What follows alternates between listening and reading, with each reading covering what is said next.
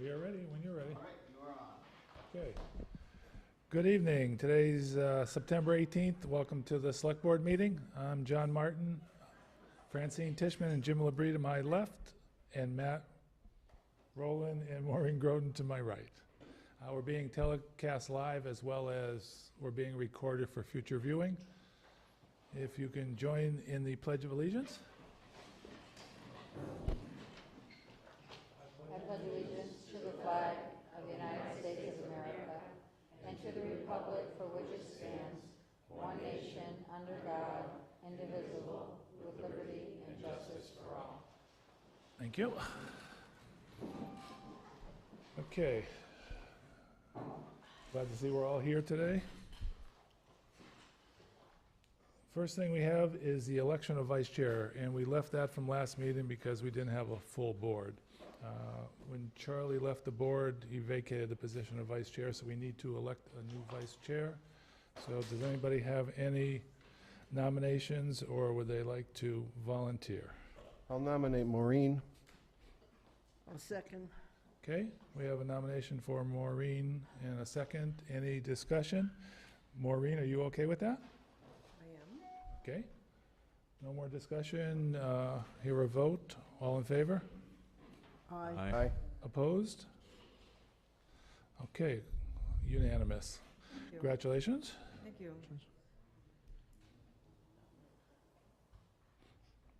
Now, Ed, this term will go, how long, Ed?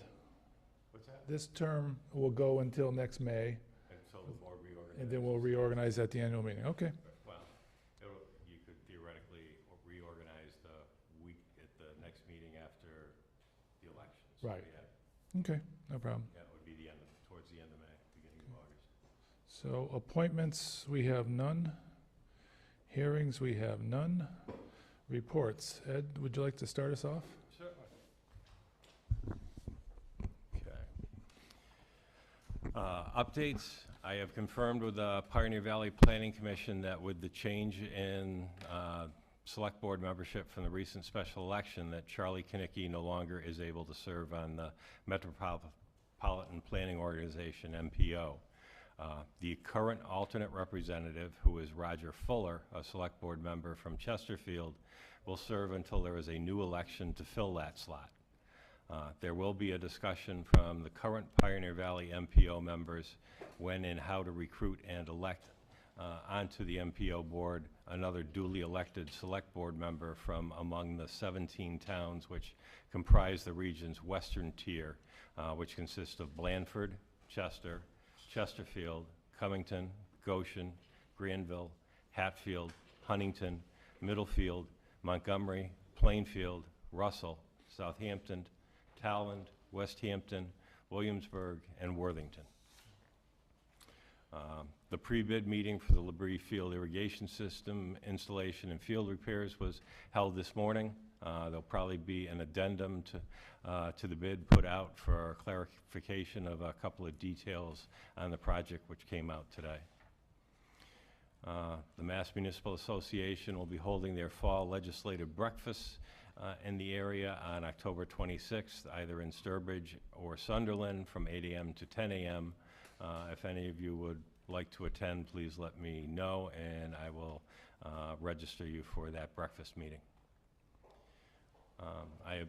I have been informed by the Historical Commission that Christina Madsen will represent them on the Master Plan Implementation Committee. Michael Rosenberg has submitted an application to serve on a board or committee along with his resume to be considered for an at-large appointment to the Master Plan Implementation Committee. So far, he's the only one that has applied. I will be attending an all-day seminar on October 4th at the Log Cabin in Holyoke on what is new in municipal law, which is sponsored by the Department of Revenue. Francine Tishman will also be attending that seminar. I have received the information on the Conan Park Pavilion roof replacement from the Park Commission. I will put a request for quotes together and put it out to vendors and advertise it on combis along with the request for quotes for the zipped barn roof. Upcoming, the next Board of Selectmen meeting is Tuesday, October 2nd at 6 PM, and then on Tuesday, October 16th and October 30th at 6 PM. The November Select Board meetings are to be determined. Thank you very much. I've got a couple questions, but anybody else first? I have some more information to add to what he said, but you go ahead. Okay, just on going back to the MPO, obviously they're gonna go through the process, but could you make sure we're informed on the process? I think one of us wants to be involved, I'm not sure who yet, but Tim Brennan did say that he would get back to us Good. when that came up, good, so, then we can Let us discuss know it. when the election will be? yes. Thanks. Okay, good. And the other thing, on the MPI, we've got 2 more people serving. Do we have a completed list yet of who? I sent out to the required, I sent an email to the required committees for representation, and I've heard back from Historical, which is Christina Madsen, the Planning Commission, Cindy Palmer, and the Conservation Commission, who was John Hardy McAuliffe as their representative. I've made several attempts by email with no phone number for the chair for the Housing Authority, and I've had no response. And I've had no response from the Parks Commission. And just very happy that Mike Rosenberg has agreed to serve, has to submit papers to serve as an at-large representative. So the plan is, knowing that some of these committees only meet once a month, that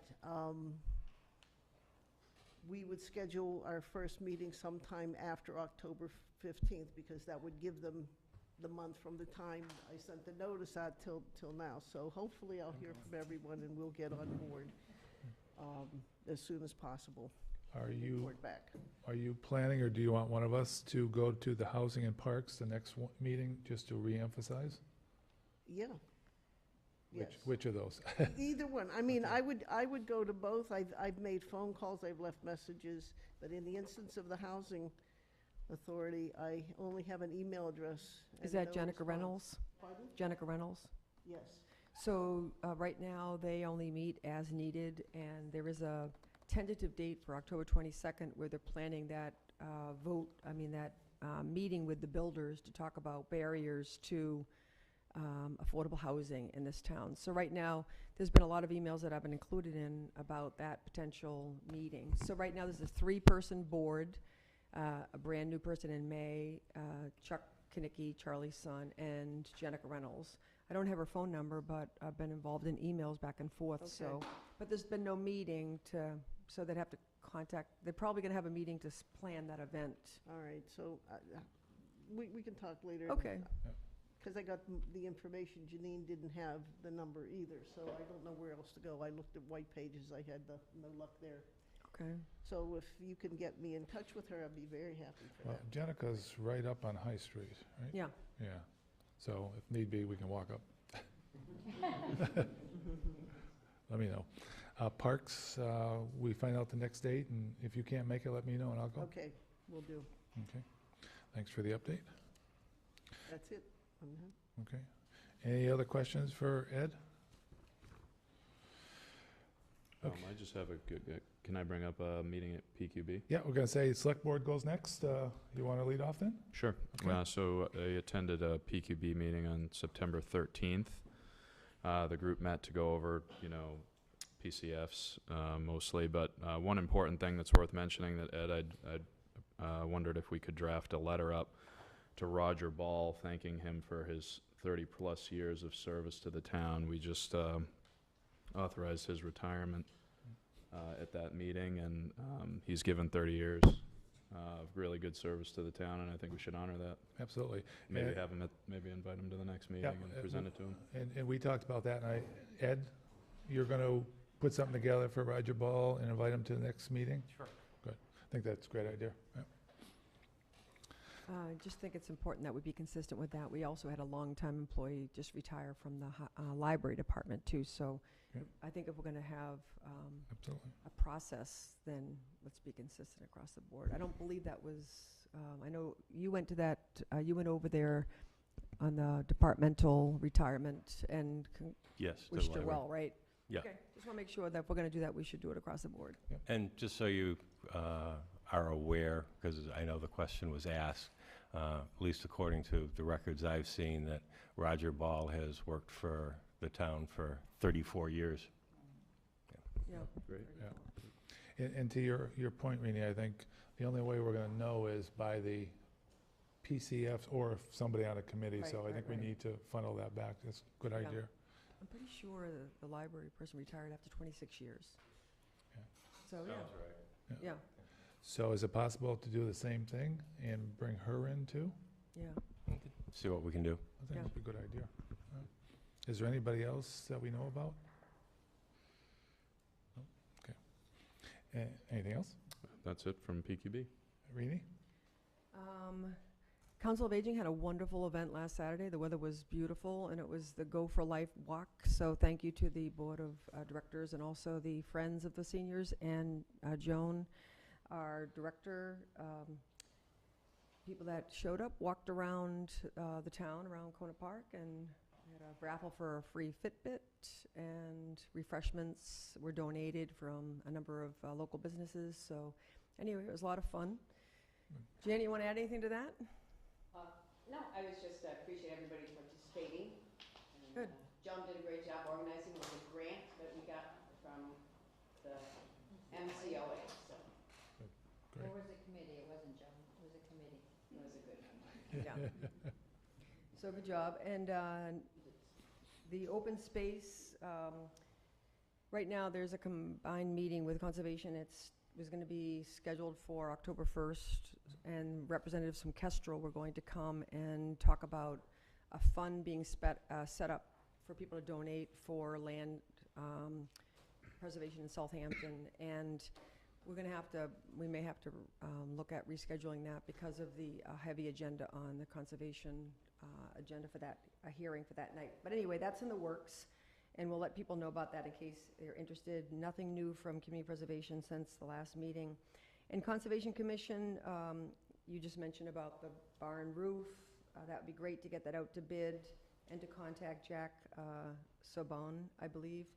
And then I was requested to let the public know that the land at the Zipta farm there is open to the public for all kinds of different recreation, but please no motorized vehicles. It tears up the fields. It's a working farm, and the conditions for the grant, which was used to purchase the property for drinking water protection, do not allow for motorized recreation. There is a place to park up on Glendale, so please do that. Thanks. Jim, do you have anything? No, I was out of circulation for a little while, so Okay. I have nothing to report at this time. Okay. Francine? No, nothing. The school committees will meet next month. Okay. For myself, there was a Public Safety Committee meeting scheduled for Monday, but it had to be postponed. So it's going to be this month on the 27th, 5 o'clock for College Highway. We're going to meet actually on the property along with the subcommittee that is looking into the potential of the portion of that land for the safety complex. Went to the FinCom meeting before this. We've got some PCFs to go over later, and they're joining us here, over here for our meeting. And those are the two I had. Old business, Randall Kemp, MS4 Stormwater Permit Engineering Firm recommendation.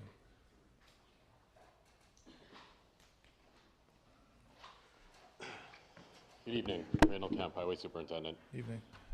So as you recall, we were seeking proposals for compliance with the municipal stormwater permit. We solicited 5 and 3 came back. One is far more comprehensive than the others. It's my personal choice of where we should go. I believe Ed put a copy in your packets. Yes. Yes. Do you have any questions? You've got 3 quotes? 3, yes. Okay. Where did this one fall? Yeah. In terms of the total, there's multiple, There were, it Multiple was a little hard tasks. to evaluate between them because, like I said, this one was much more comprehensive, had every task listed this out. is absolutely very comprehensive. Yes, Yeah, which gave me a lot of more confidence. confidence. Yeah. Did they hit every point that we asked them to, or did they Yes. do things that we didn't want? And No, it so is, they were just more comprehensive on what we asked them to look at? yeah, Okay, good. and everything was listed out by task. Is this the first stage of this, or is this That, all-encompassing the for the proposal you entire- have for- is 2 years. Yep. I believe Ed might want to speak on our preferred course. Sure. Yes, it's 2 years, and this is another one of those wonderful mandates that's being handed to us.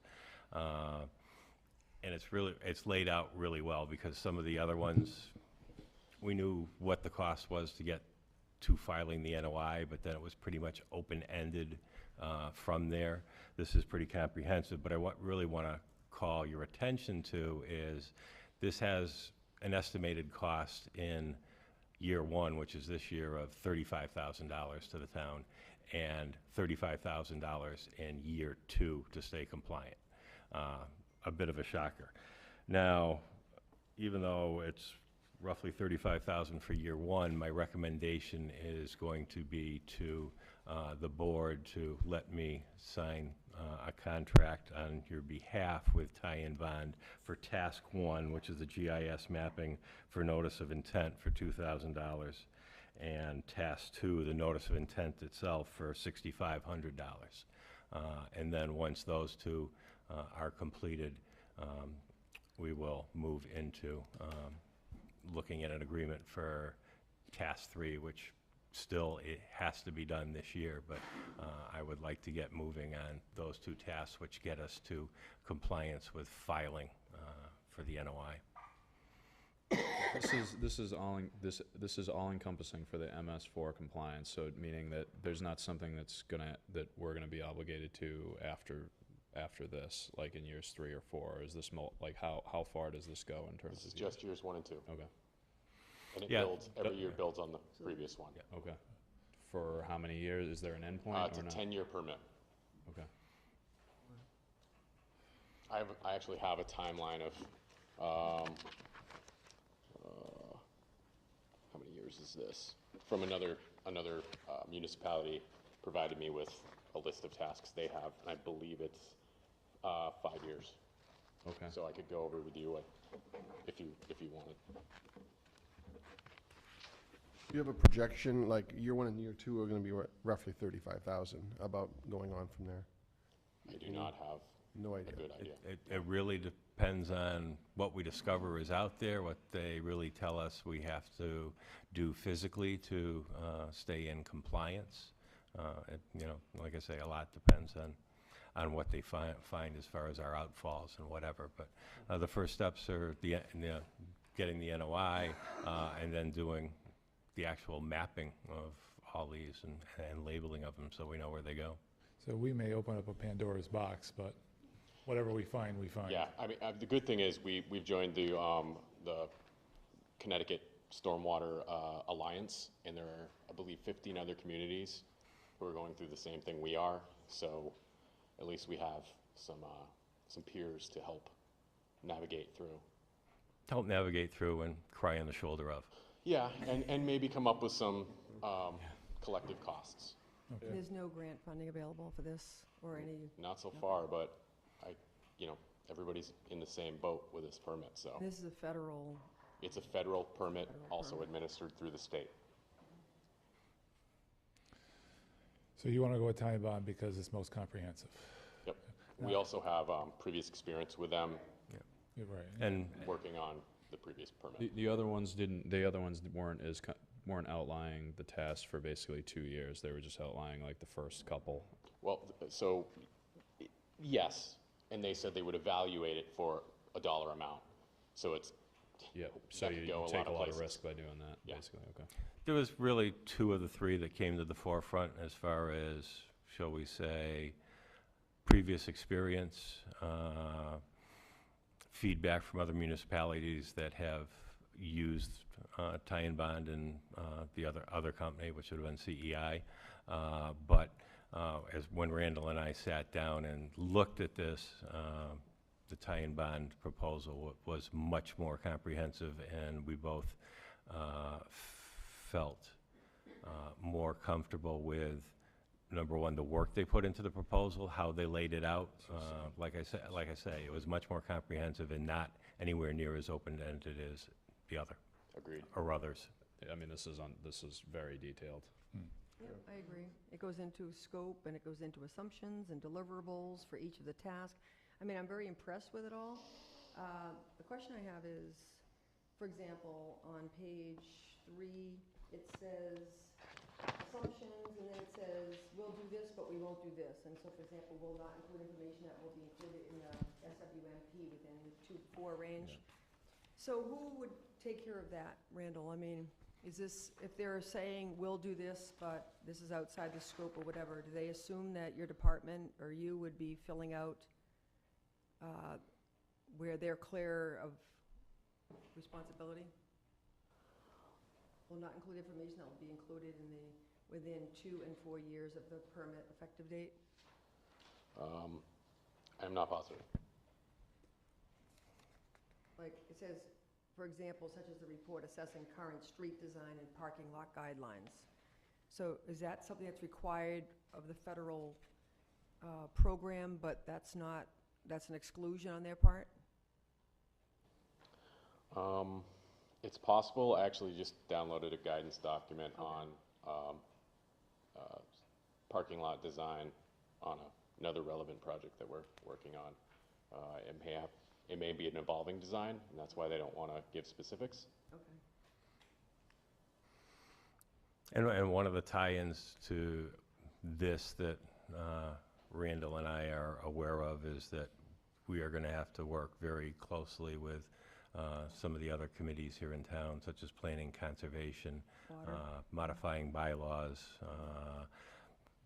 I won't say construction requirements, but maybe subdivision requirements, requirements for parking lots and what have you, anytime you get into impervious surface. So that may be a piece of that also. It is going to be evolving over the next 3 to 5 years. So this is a $60,000 to $70,000 price tag over 2 years, and do you want to propose what fund we anticipate this is going to be? It was actually one of the reasons I actually started the conversation about three or 4 weeks ago. I mean, some of the pieces are, okay, how are we going to fund this? Are we going to fund it through the general fund? Some communities have put a fee out there on property owners to help fund the new requirement. As we get through this first year and hopefully understand, okay, is this going to be pretty much front-loaded and fall off, or is it going to continue at this $35,000 level or go up? We may be able to make a better or have a better path thought of how we're going to go forward in the future to fund this. One of the reasons of my recommendation of funding task 1 and 2 at this point is it gets us to the point we need to be, but actually when we had started talking about this in front of the Board of Selectmen, basically what we were going to do is use the funds in the highway department for, is it road maintenance? Is that the account name, or what's the account name? General Highway. General Highway, Expenses. to fund this, and at the time, we were thinking that the price tag would be about $10,000 to $15,000, which the 8,500 falls into that range. After that, we've got to do some thinking about, okay, do we really want to use that highway fund to go all the way to $35,000? Do we want to look at some type of supplemental appropriation, or how do we want to get there? Mm-hmm.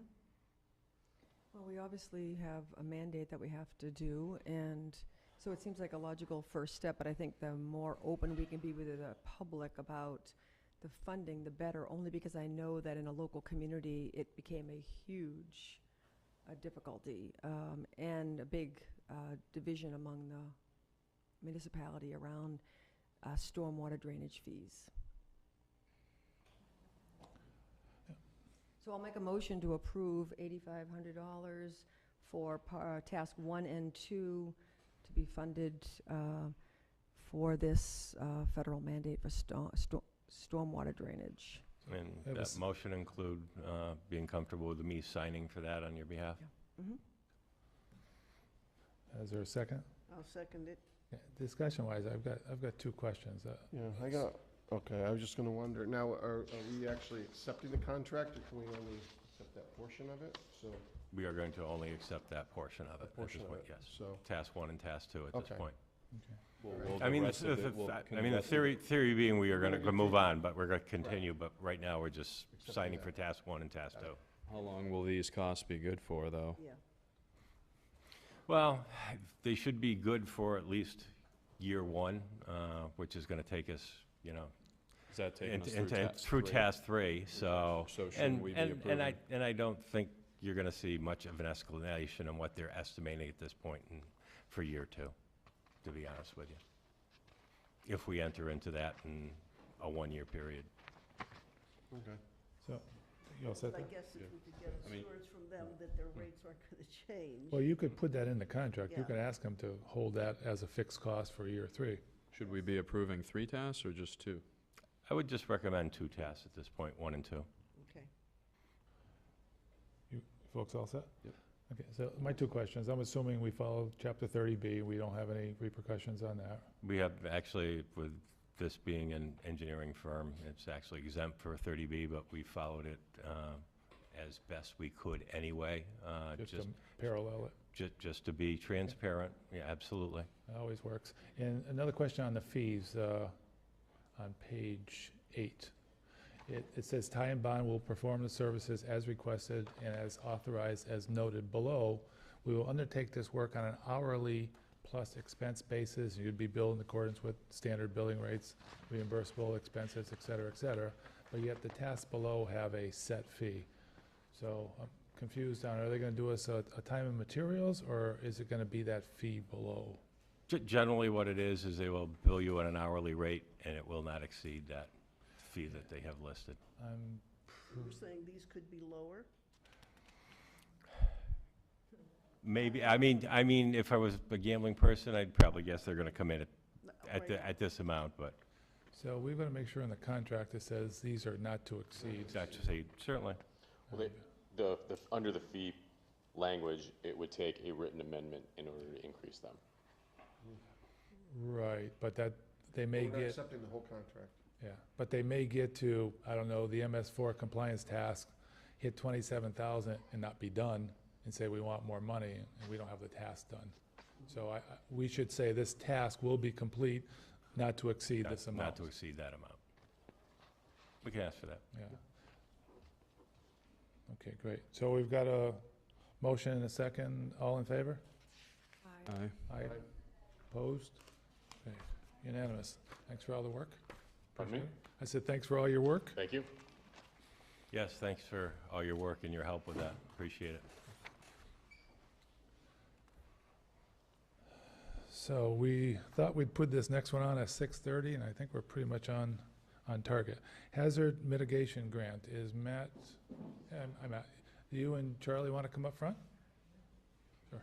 So we've got Matt from the Water Commission and Charlie as the EMD. Yeah. It's like walking down an aisle, you two. Yeah, well, you got issues. Okay, so we want to talk about the hazard mitigation grant application, and we've got 2 projects sitting out there. One's the water main replacement on the Manhan, and the other one's the emergency generator at Norris. Just a comment, on the emergency generator, as conversations have been flowing around, it kind of says that, you know, is Norris really for the Norris School, or is this a town project? Because really, it's for our people to go to the Norris School in an emergency, so it's not really a Norris School project, it's a town project. So I just want to kind of sway it to center and say it's part of a town project. You folks all agree? Mm-hmm. Yeah. Okay, cool. Okay, so Charlie, you're our EMD, welcome. And there's a time frame for applications, and there's criteria for presenting projects. Let me bring the board up to speed, Yes. because my suspicion is the board's not aware of the fact that we have a natural hazard mitigation plan already. Okay. That was put together with Don Snyder and a group of us back in 2016. I think this board would do itself well to take some time and review this. This is one copy. if I don't kick over the water bottle. Thank you, sir. But that is the plan that puts everything else into motion. So that said, the next thing that occurred was there was money left over from a natural disaster in the state of about $7 million. So what they did was they established this program to take and allow towns to apply for that money to be used for mitigation of hazards. That's why we go back to that plan again. The situation we had in town was the fact that the water department pointed out to me a year ago now, anyways, about the fact that once that dam was breached, it's gonna undermine that water line out there on Route 10. And that's what's kicked this into motion. Right now, we have until October 1st to basically make a paragraph statement that we're interested in applying for that money. We have to get everything in line by the end of December and submit for the grant. That's gonna be everything from a beneficial use determination to the engineering work and cost and so on and so forth. And Matt can give you the particulars in that. So that's where we're at this point. Now, for this statement of interest as due by October 1st, this goes to MEMA, right? This goes to Mass Emergency Management, MEMA. Okay, so we need the benefit cost analysis, a letter of interest to see if it qualifies. Is that the first step? No, we don't need the cost analysis until December. Till What we December? need basically is our introduction of interest, which is October 1st. Okay. And that's, in fact, I actually sent you directly an email with just a quick little paragraph Yeah, that says, Yeah, you know, we That- have a situation here that we're interested in the money. okay. Bear in mind, there's only about $7 million that's gonna be distributed statewide. Mhm. So this is gonna be a very competitive bidding to try to make this happen. So the water main replacement is what, 1.4 million? Is that, Right, that includes the main from Fulmer Road through this area and then up to Brickyard. okay. You want to go over that project first since it's on the list? Now, that one, as I understand it, has been engineered, it's basically shovel-ready. It has commitment from Water Commission for the funding. Is that all accurate?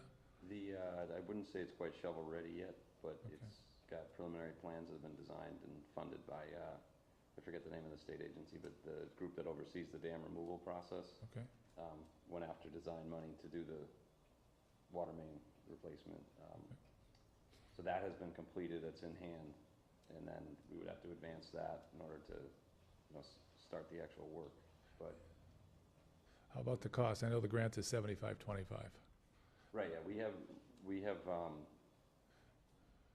the operating funds to cover our portion of that. Out of the water Right, department? Right, Okay, so that's all funded? right. Okay. So what else would need to be done for the water main replacement till it's shovel-ready? Advancement of the design to, plan and spec ready and get whatever approvals might be necessary from, say, the Conservation Commission or DEP and actually Mass Highway, because we're gonna go up and over the, not over the bridge, but up and on top of the bridge, or on the side of the bridge, and then back down. Okay. Now, from a application point of view, when does that all have to be ready to go? Once we submit our intent in October, then they need to start moving with the beneficial use determination, a little bit tighten up more on the budget and stuff of that nature, and then it's submitted.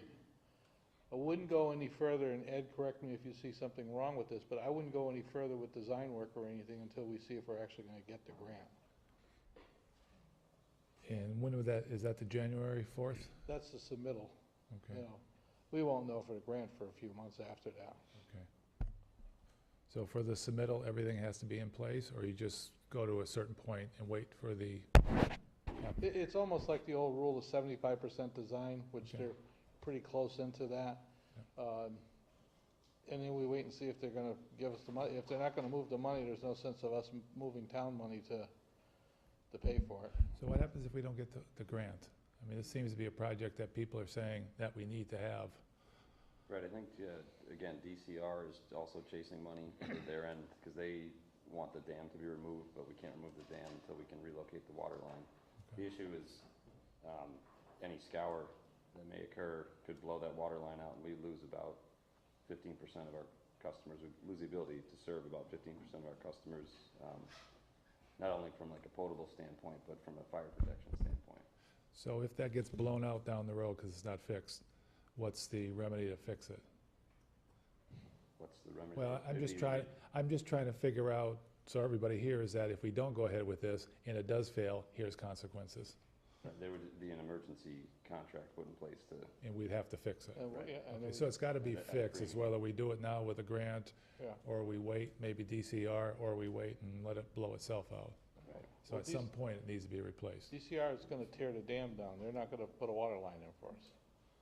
So we'd have to do that on our own. In fact, DCR, I talked to Nick there about a week ago, and they evidently got funding to actually do the preliminary design to tear it down.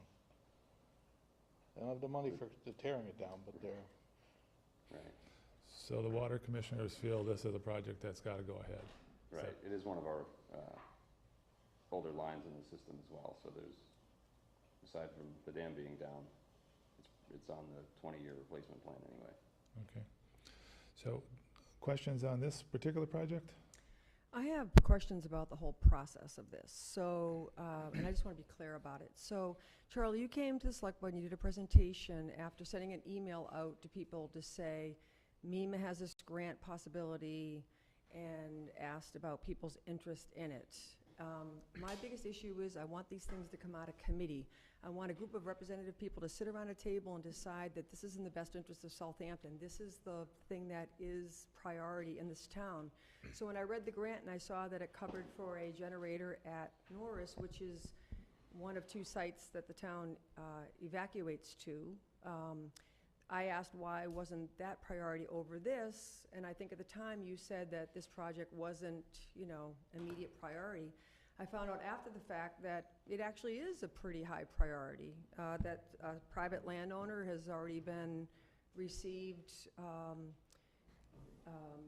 not really a penalty, but a request to have the dam replaced, and that can't be done, just like you said, until the water is taken care of. So I just want assurances, A, that we don't apply for a grant, that we end up having a huge price tag because we don't get enough funding, and then someone comes back and says, oh, it's gonna cost another $1.5 million.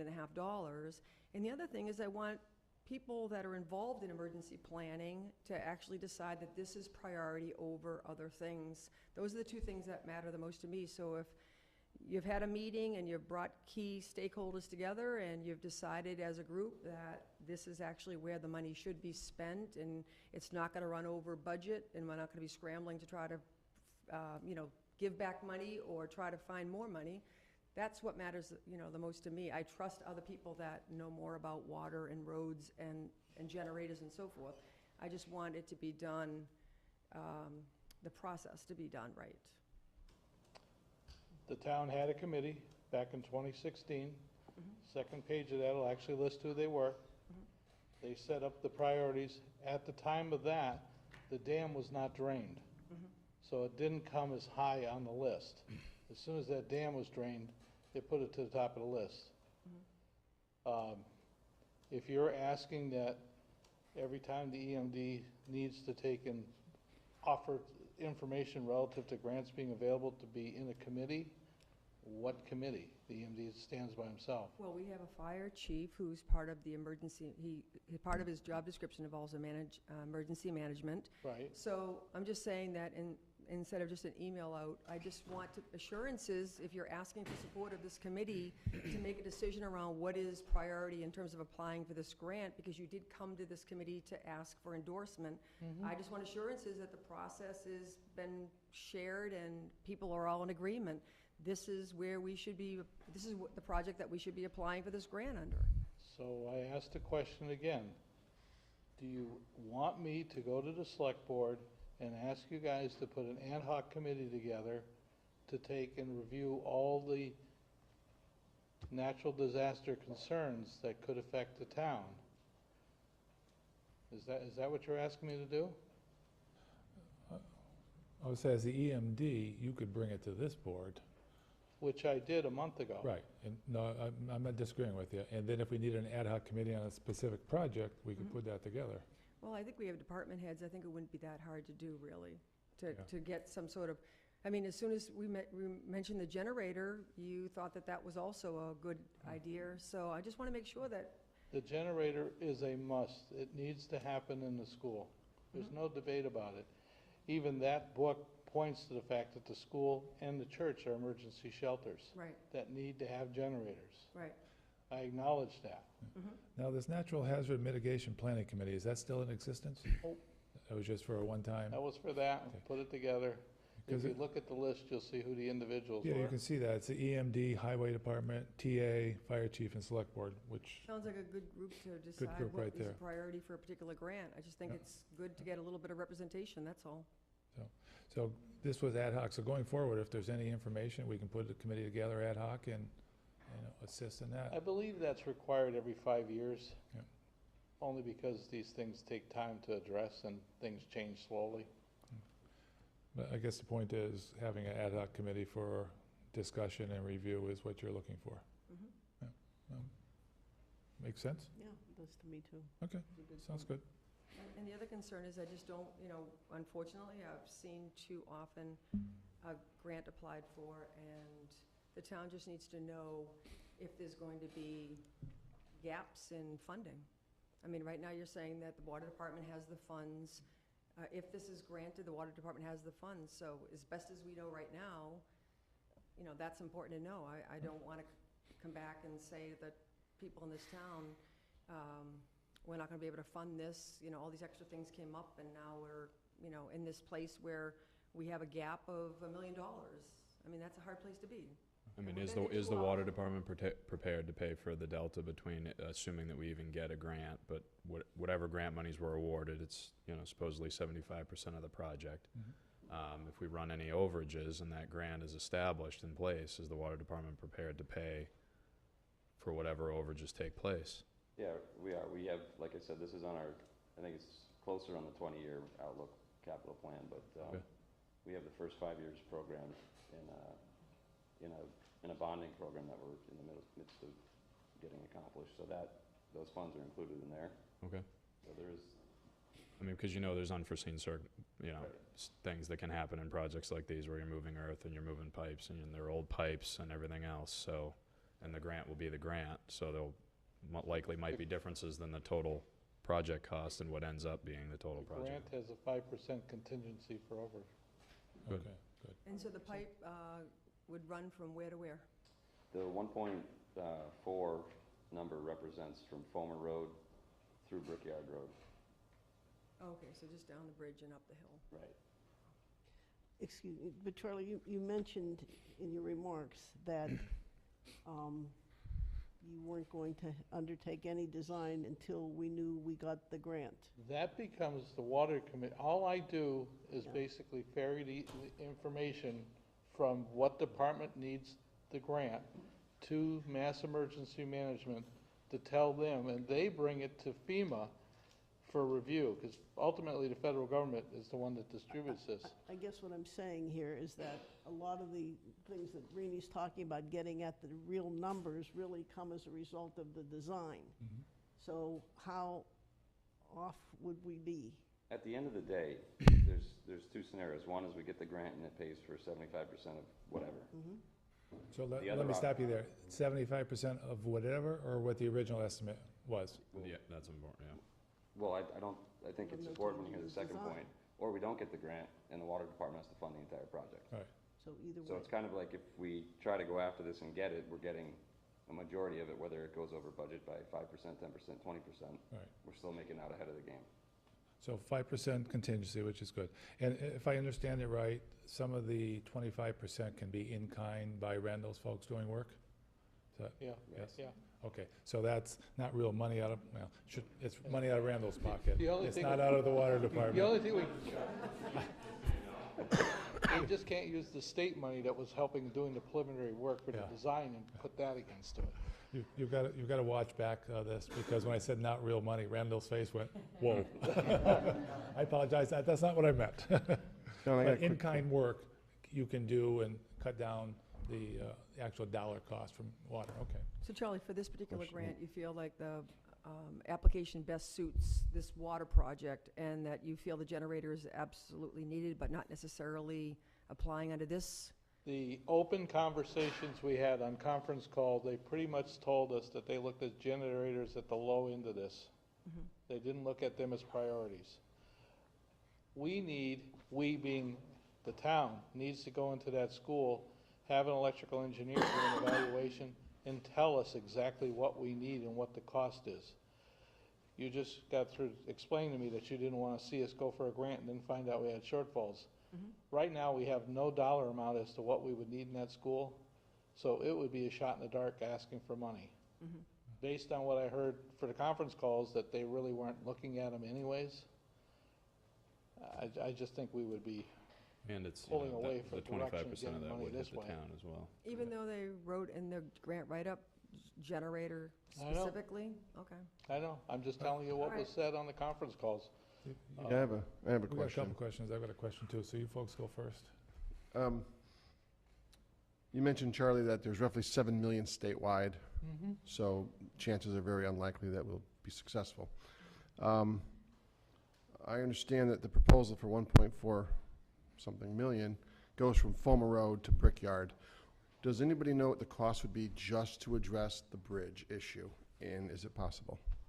That's all. Would we have a better shot at asking for a lot less money to address our immediate need, and then later on, replace the pipe? That's all I'm asking.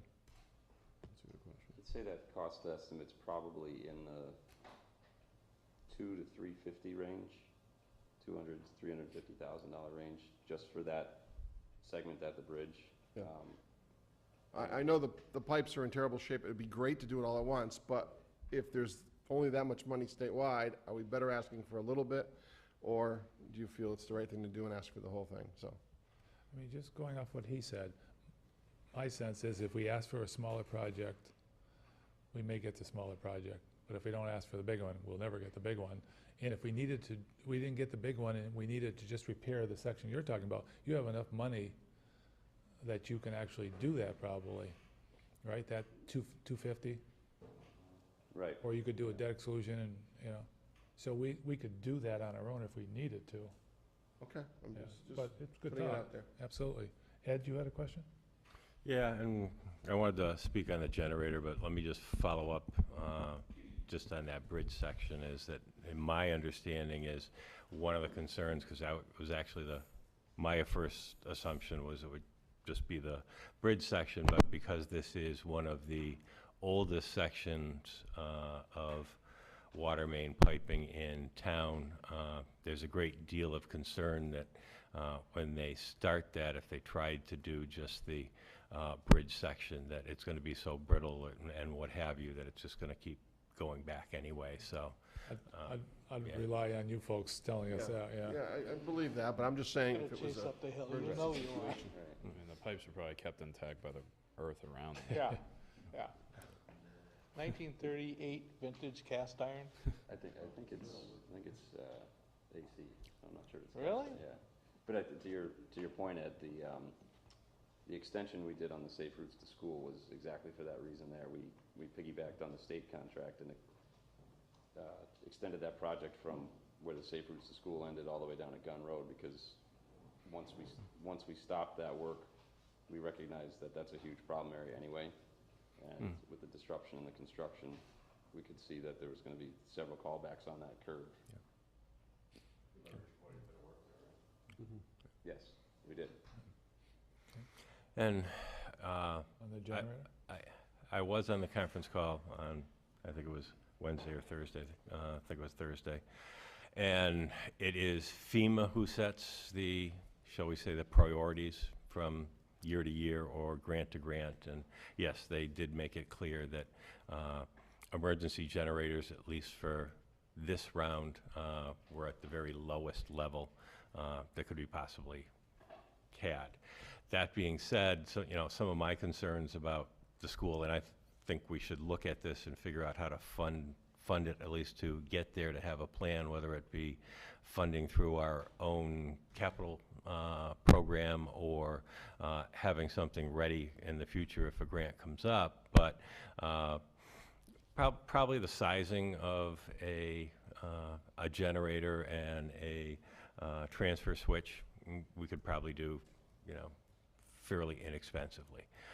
But the fact that that school is been built in two sections at two times, the original and the newer, the addition portion, I have somewhat concerns about, okay, was the wiring ever upgraded in the old part when they did the new part?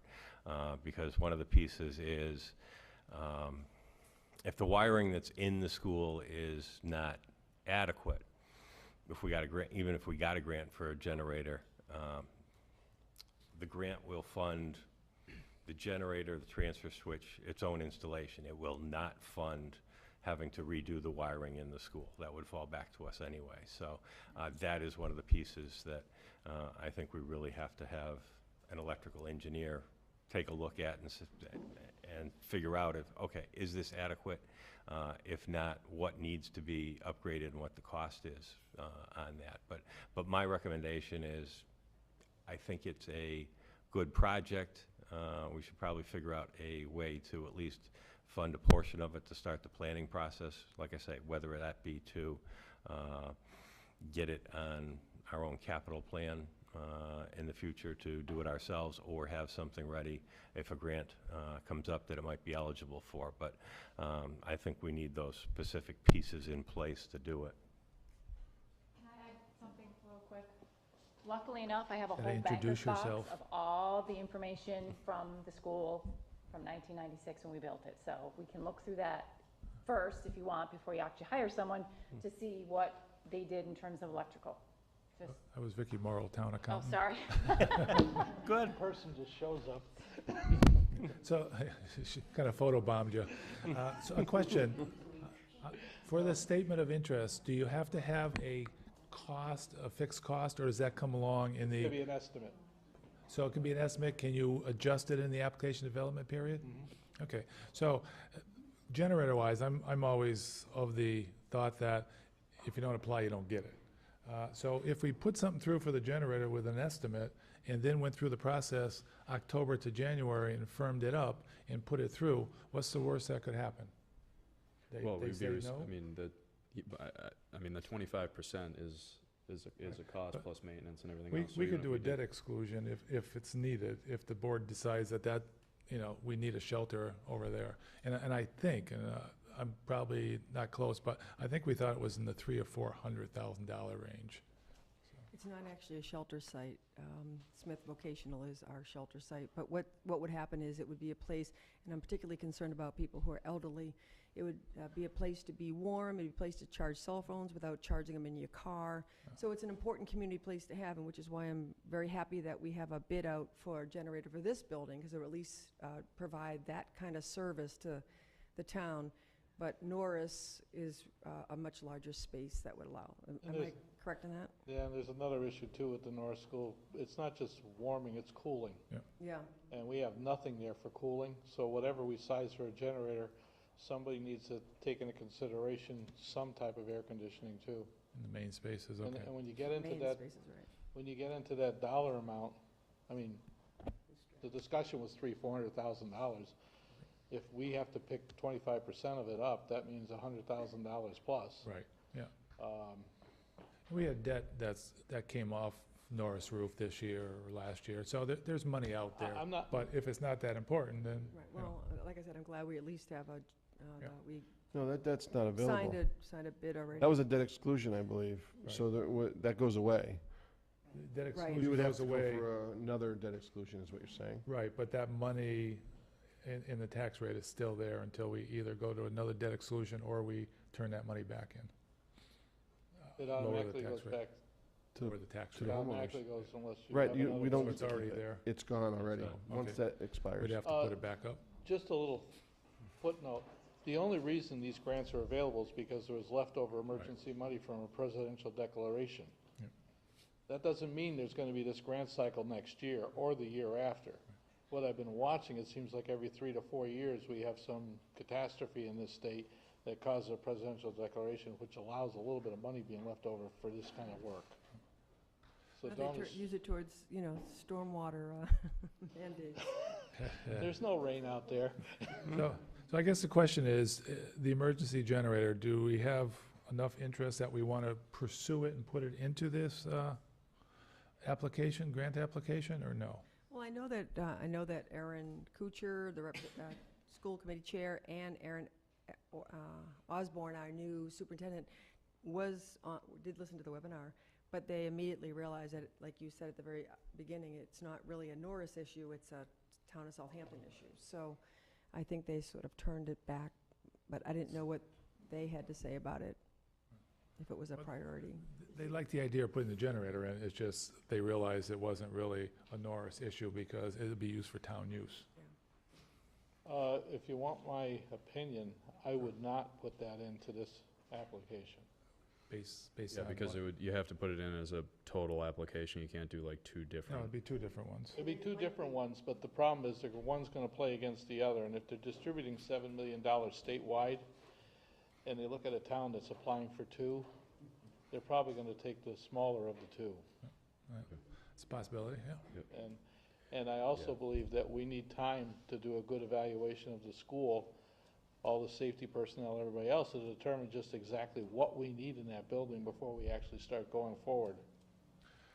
So I think, The other concern is that if they only have 7 million to distribute, and this project is 1.4, 75% of 1.4 is still a good amount of money. Yeah. They're only gonna, I mean, what are our chances of getting 75% of 1.4 million? The conference call made it clear that they're trying to distribute this money statewide. So lots of smaller Not very grants. much. So it'll all depend on how many communities in this part of the state apply apply for grants. to trigger that. Okay, so I think I'm hearing that we don't want to go ahead with the emergency generator for this particular grant, but we want to start planning and looking into what it would cost and getting some idea about that. And Ed could be something he could put on his list of many Yeah. projects. Is that what I'm hearing, right? Yeah, but what are we gonna do about the water main? Are we No, gonna? I just wanted to do this one first. Okay, got it. So Ed, that's what it sounds like, it's unanimous. We'd like you to look into that. Mm-hmm. Thanks. Okay, now we're on the water main replacement. It seems like they're way ahead on where they are with the study. They've got the funding, they've got, you said about 75% of the whole process done, Matt, is that roughly what you said? The You have a comfort level to get the rest done? DCR has 25% design plans done for the project. Okay. They have those in hand now, so advancing those is not incredibly complicated. Okay. So we're in a better position than not having the plans. Okay. And from your point of view, from a water commission point of view, we're gonna be doing it, it's just when we're doing it and how we're doing it, Right, planned or rushed? right. Okay. And your recommendation as EMD is to go ahead with the water, if I remember correctly. Mm-hmm. So what does the rest of the board feel? I just have one other question Sure. to follow up on that. Do you feel that the best strategy in applying for this grant is to go for the 1.4 or to go for a smaller number I would to try to get? I'd go for the 1.4, Matt, if I was in that position. Because if we go for a 1.4 and they come back to us and say something like, well, we can't give you that, and we counter and say, all right, can you give us $500,000? Maybe we can do something. Oh, that's negotiable? I thought you had a, I don't Yeah. know if it is or isn't, okay. but I've watched these things for years, and because it's basically FEMA and MEMA debating it, I'm not saying it's negotiable, but I would still go with the 1.4. So it's not an all or nothing. They could just read it and We don't know. distribute the money. We Could be, we don't know. Could be. We don't know, but I'd rather argue from a higher dollar. Okay, I mean, no. You don't know till you know. That's right. Yep. But they've had a private conference call with us to discuss things, which means that the preliminary work we gave them caught their attention. Good, good. So, And it seems to be a project that needs to get done, so. Okay, so do we have a motion, just to put it on record, that we would like Charlie as the EMD to forward the water main replacement for the Manhattan River project for the grant? So moved. Yeah, I'll second it. Okay, any more discussion? And I think it makes sense because we got an October 1st deadline to get the first paragraph in. So I think we should at least do that, and it gives us the rest of the year to get the rest done. So, great. Is there any cost associated with putting the application together? Do you mean Are you gonna the charge us? actual application? Right. That'll be going through the water department. There'll be a minimal, But the water department's gonna pay for it. it. Okay. Thank you. The other time, as we know, is volunteer. Thank you, gentlemen. All in favor? Aye. Aye. Opposed? Unanimous? Thanks for all the work, both I of you. would like to say one thing. Yes. Mr. Snyder put an awful lot of work in that report a few years ago, and he should be acknowledged for the work. I think you just did. I hope so. Thank you, Don Snyder. Hey, hold on, John, could I ask? It's Pioneer Valley Planning has it. Yeah, he was the prior EMD. Don. Oh, I'm sorry. Pioneer Valley Planning has it online. Does it? I Okay. don't know if there's a web link between the Southampton website and that. We'll If there check it isn't, out. I can make sure we do that. If we give you this and you can find the web link and send it to us? Put it online, yes. I have a quick question. Change of subject. Back to what we were talking about earlier, the MPO board that you were on. When a vacancy comes about, what is their normal, when do they normally replace? Is it on an annual basis, or do they hold a special election? I'm just curious. Well, first, our election was sort of out of sync with everyone else's elections because of this. So typically what I've seen them do is they basically have the person that's the alternate stay on there until they get to the election period again. And when is that? And that's what they're gonna do, the Roger I Fuller. think it's January, if I remember Yeah, right. just looking, just a ballpark, just, I don't want to miss this I opportunity to have think somebody it's run. January. Okay. And then what's gonna happen is they're gonna notify all 17 boards of selectmen for nominations.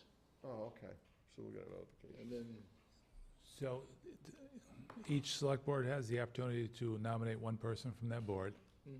Okay, and then how is it voted on? All 17 members cast a vote and Yeah. majority wins? yeah. Okay. Yeah, So it's a pretty simple process. yeah, until you're engaged in it. Okay, anything else? Thank you, that's all, I just got a All heads right. up on it. That's- Thanks, Charlie. Good seeing you. It's- Thanks, John.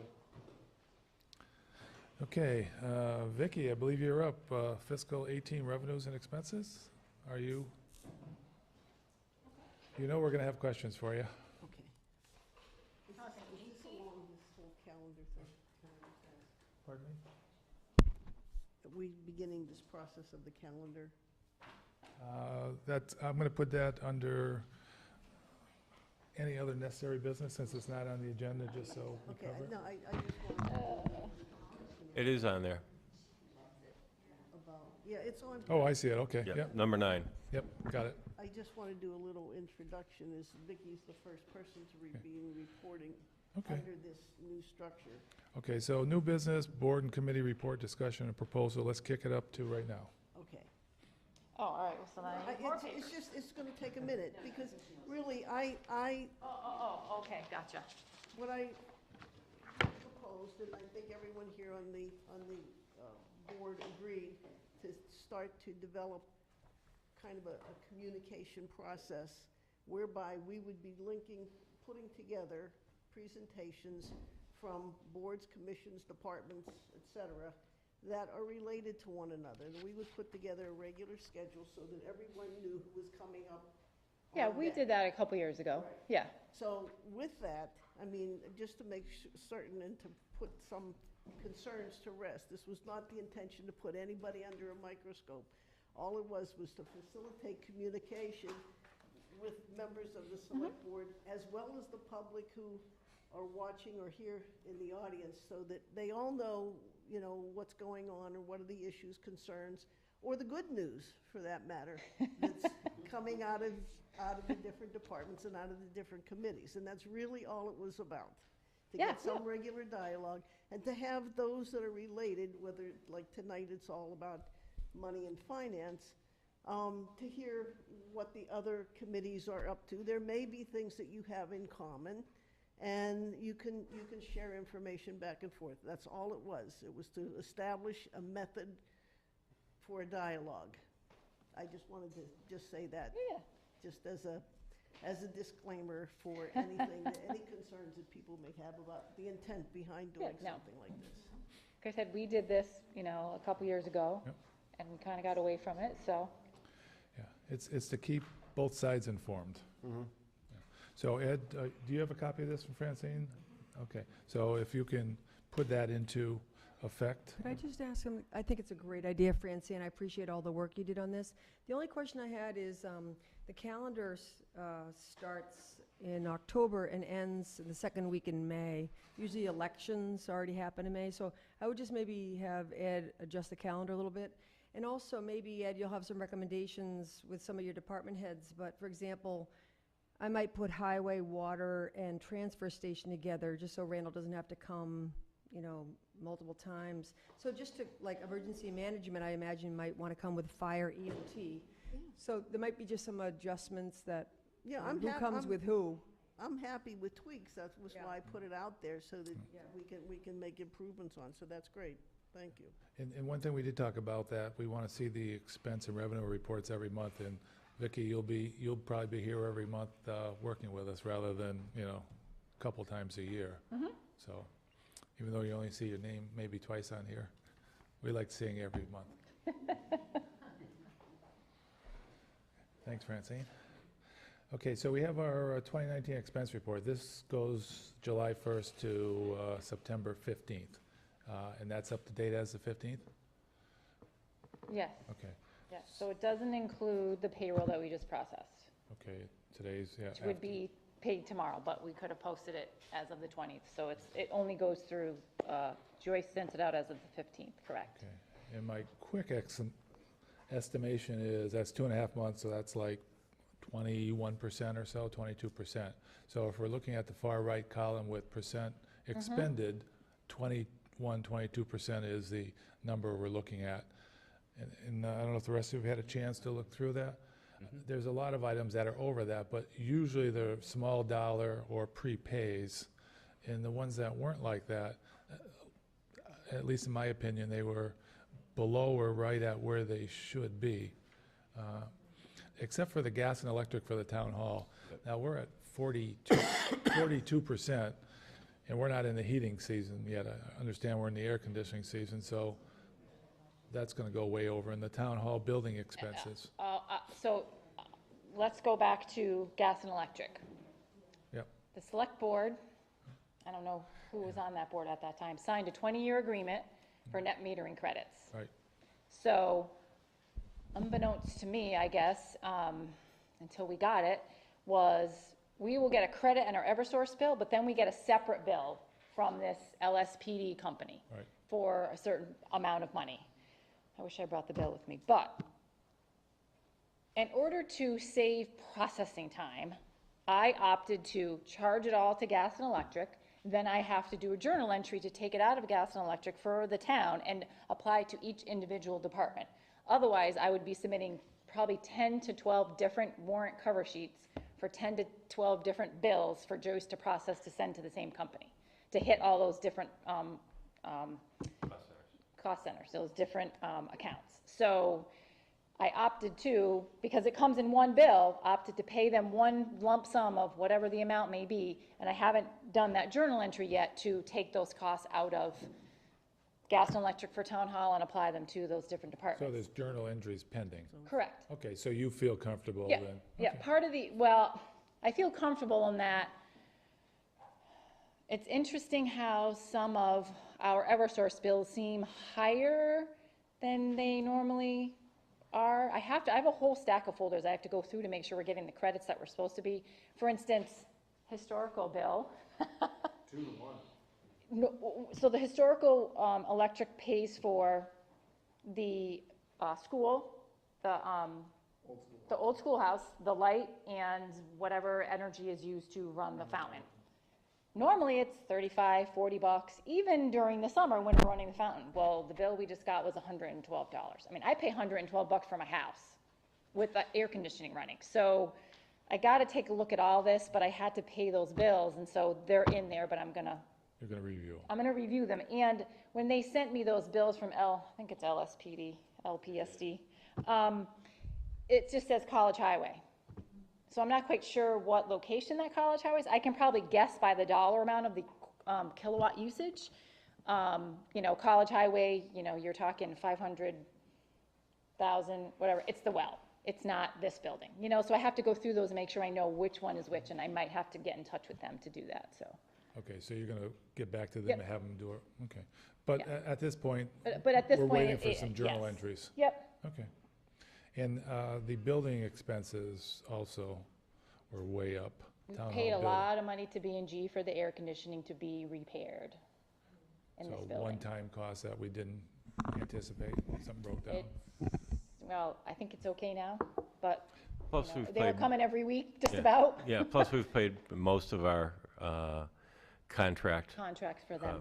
up front. Preventive maintenance agreements up front? Yep. Okay. A few more months, it'll be cool in here, don't worry. It was freezing in my office today. Okay, anybody else see anything they have a question on? I mean, there's stuff like the police equipment maintenance, that's over, but that's prepaid usually, and, That's over, and what we're waiting for is we got a check for $11,000 back because we sent it to the wrong vendor. We just need to receipt that into this account, that'll bring it to a and then it will positive. bring it to a positive, correct? Okay, But they did send us that check back. They called us and said, oh, by the way, we weren't supposed to get this $11,000 check. Where do you want me to send it? Which was nice of them to do that. goodness for honest people. Exactly. I'm assuming software support is prepaid? Yes. Yeah, if you see, Those are all near Yeah. 100%. yep, they're all paid at the beginning of the year.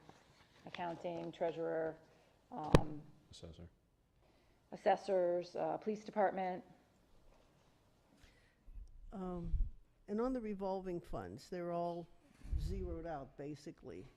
I am in the process of transferring those. I was waiting to make sure all the receipts were in. Jen was doing her reconciliation for June bank rec to make sure we didn't miss anything. Once, you know, she's done with that, then I will take all the end year balances and transfer them to current year.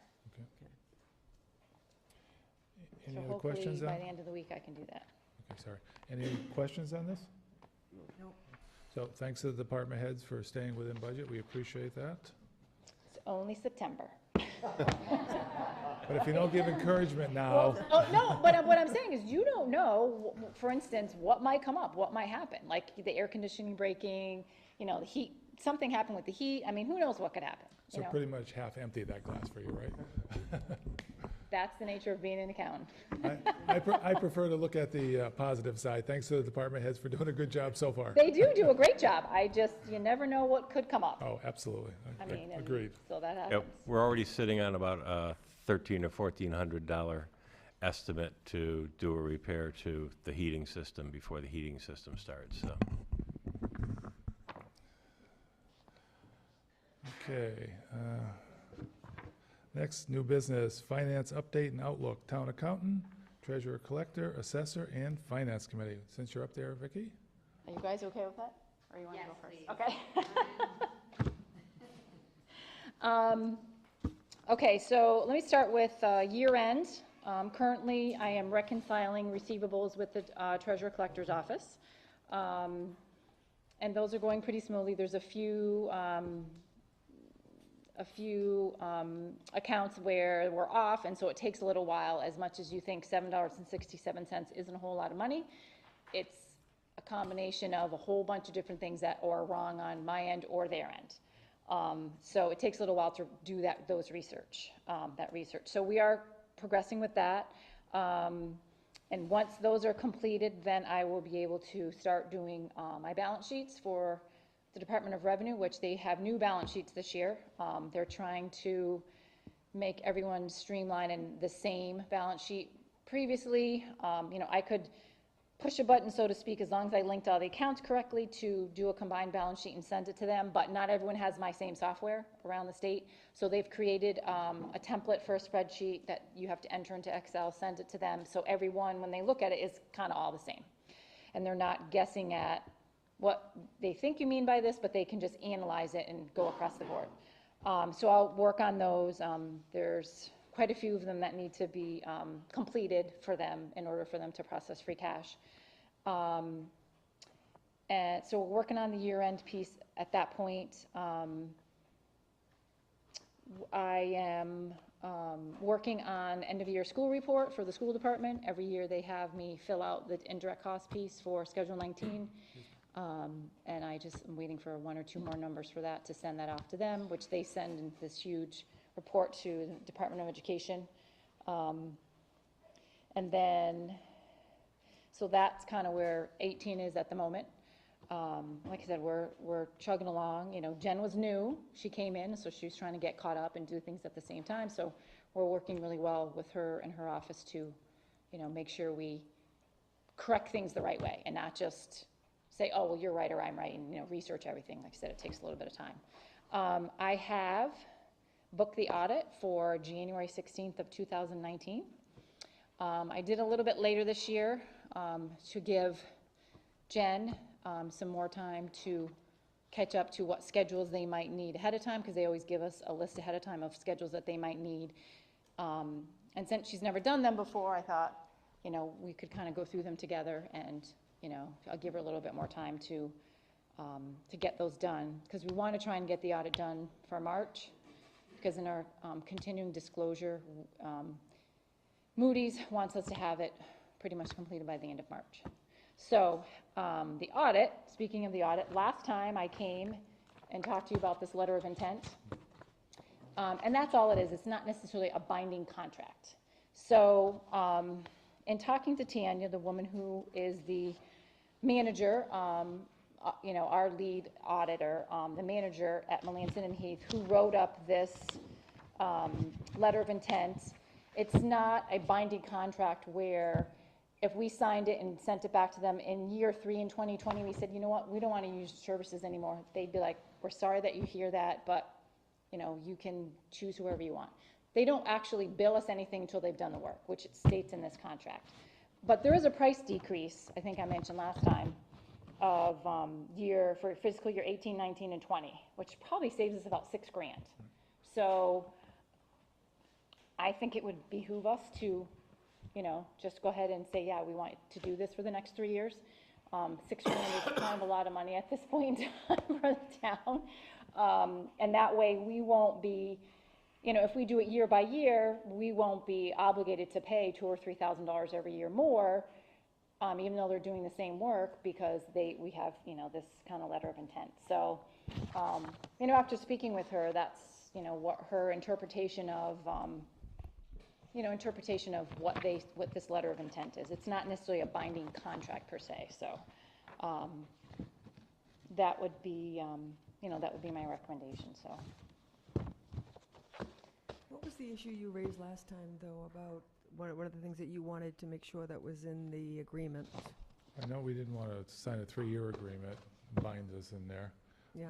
I mean, she said that's a letter of intent. Technically, it's a legal contract, and if she's Right. gone, what she said means nothing. So we can just put a caveat saying this agreement can be canceled on 30 days' notice by either party or something like that. So that's an easy way, if they agree to it. Cancellation clause. Yeah. Right, but I guess she, well, But I guess the intent is here, you know, their fees and their fee schedule and their billing is they don't bill us until we actually do the Right. work, and that's what it says right in here. So, But technically, once you sign not it, really it's a contract necessary, for so. 3 years. The last minutes, it says a motion was made. It says the action was that Ms. Morrow will contact the auditor to ask for a cancellation clause and find out what the fee will be for a 1-year contract if that is what the board decides to do. So it's not really a contract, and we only pay it when they do it, so it's a Correct. sort of year to year. So they can't honor that reduced rate, nor can we get guaranteed a cancellation clause? No, so they're not gonna put a cancellation clause in here, because if we say to them in year 2020, you know what, we don't want to have you be our auditors anymore, they're gonna say, okay, great, fine, and they're gonna walk away. They're not gonna charge us any money, they're not gonna hold us to anything. You know, basically the wordage, that's the verbiage that's in here, so.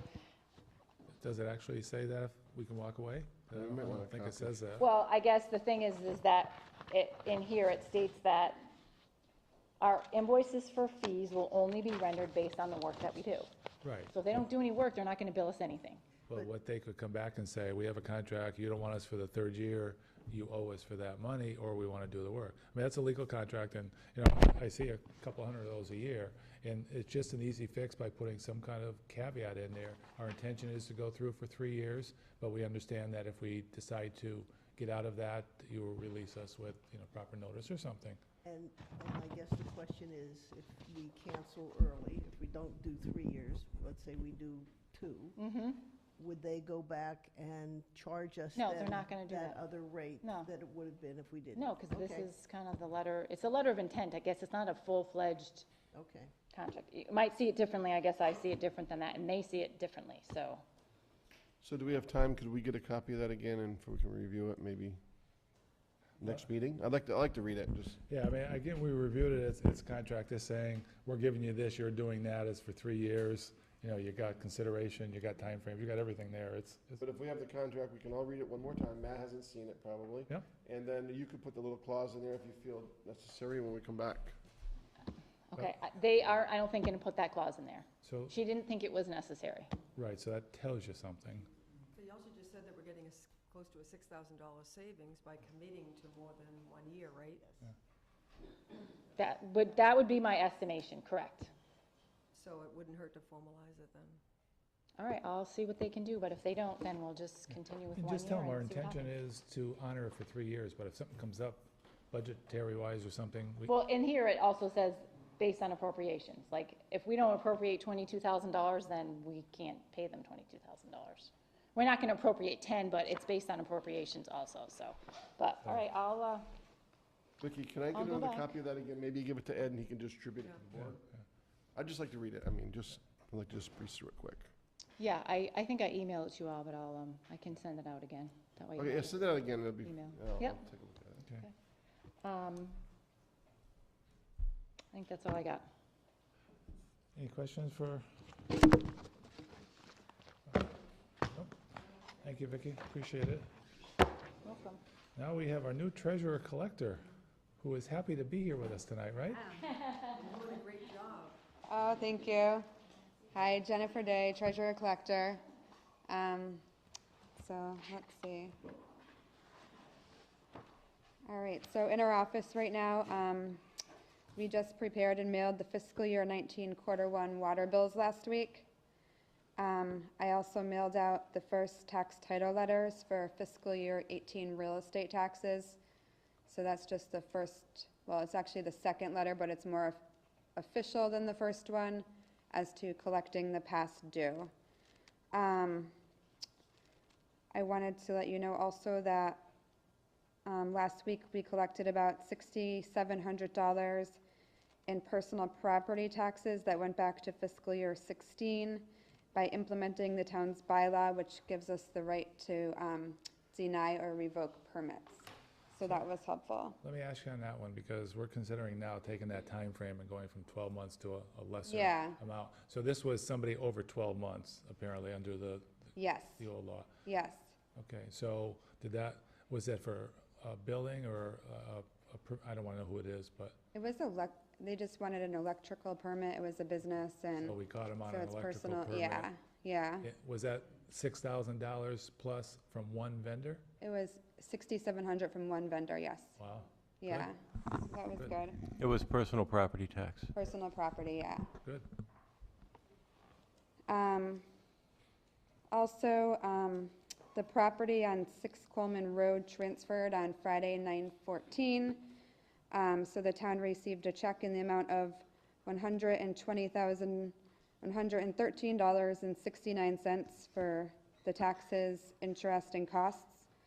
$113,554.19 is all taxes and interest that will all go to the general fund. And then the $65,5950, that's cost, so some of that may go to the general fund, but some will also go to the tax title revolving account, to help, collect more. So that's great news. If you folks don't Yeah. know, it's the old stripper shop on Coleman Road, the big red barn and all that. And that's Yeah. been in tax arrears for how long, Jen? It's been a while, I'm not exactly sure. Long, long time.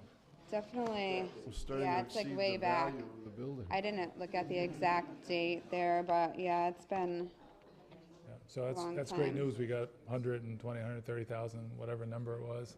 Now, Yeah, the so, you know. property is, yep, property is going to someone who's gonna hopefully fix it up and make something out of it and yeah, I have think more it's a roofing company, roofing company. possibly. Yeah. I'm not really positive on that, but, yeah, It'd so be nice to see hopefully, the barn hopefully saved and, brought yeah. back. So that's Yeah. good news. So you started off with sending out tax bills, but you're ending with getting money in for the town. I like that. Yeah, everyone else is talking about spending it, so I figured I would talk about like collecting some, Figured it could help.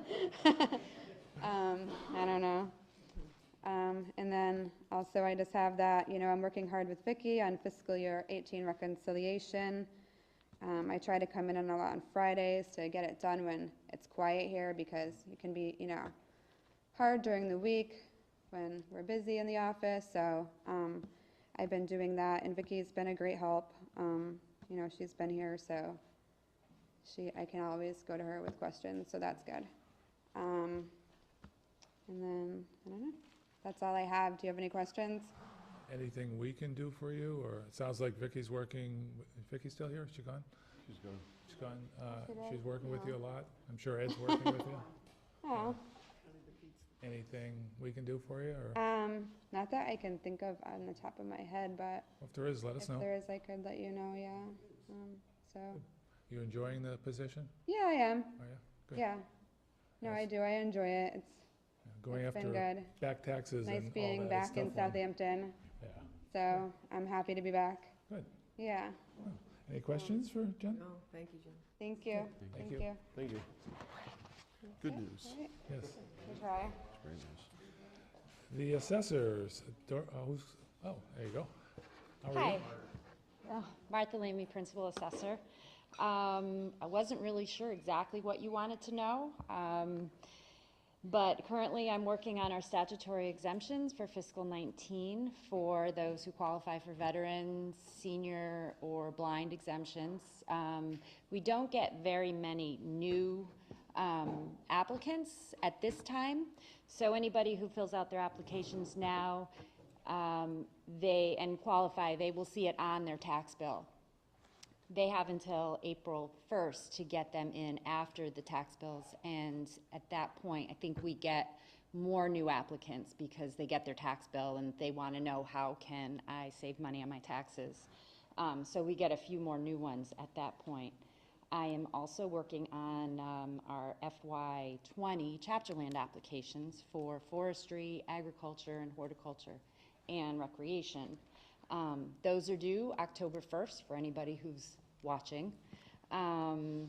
This year I did ask for your Schedule F for what you've made or lost in income for 61A. It's not always asked. It's a little time consuming. I also sent out maps, the ortho imagery maps of their property that shows where I wanted them to mark where they are, what they're using their land for, hay, unproductive land, only for 61A, because that's the one that you use for agriculture, horticulture, what's pasture. So those have come in. I've had a lot of questions on those because it's not something, again, that happens every year. And I don't think I will be doing it every year, but being new in the position, I want to see for myself, with my eyes, what's going on. But again, it's very time consuming. It takes a lot of ink. And I think lastly, unless there's questions, is we will be raising our values. The state recommends we be within 90% plus or minus the sale price overall. So we have fallen beneath 90%. We're like based on the property, we're about 84 to 87%. So we're going to raise our values to about 95% of assessment sales ratio. So what will that mean to the average taxpayer? Well, the rate goes down, the bill's the same, the rate. Will the rate adjust, or? It just adjusts the rate, it lowers Okay, the so rate. you're gonna adjust the rate to balance? yes. Okay. So, I mean, a lot of people will see their values go up, but I don't know how that will, with the override, how that gets affected. But, yes, So the mill rate goes down, is that what you're saying? it should, Yeah. Yes? Okay, yes. okay. So levy evens out. Okay. Everybody at home will be happy to hear that. Anything else? No. Was there any questions? Any questions for Martha? Again, anything we can help you with, or, thanks? A lock on my door and a screen.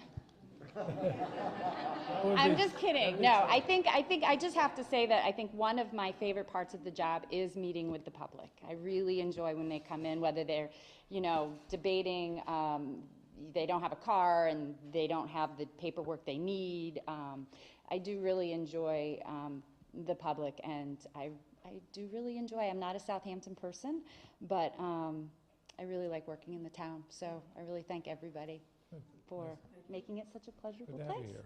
Thanks. All right, that's it. Take care. All right, thank you very much. Thank you. Thank you. Now, Finance Committee. Is that you, John? I think so. Okay.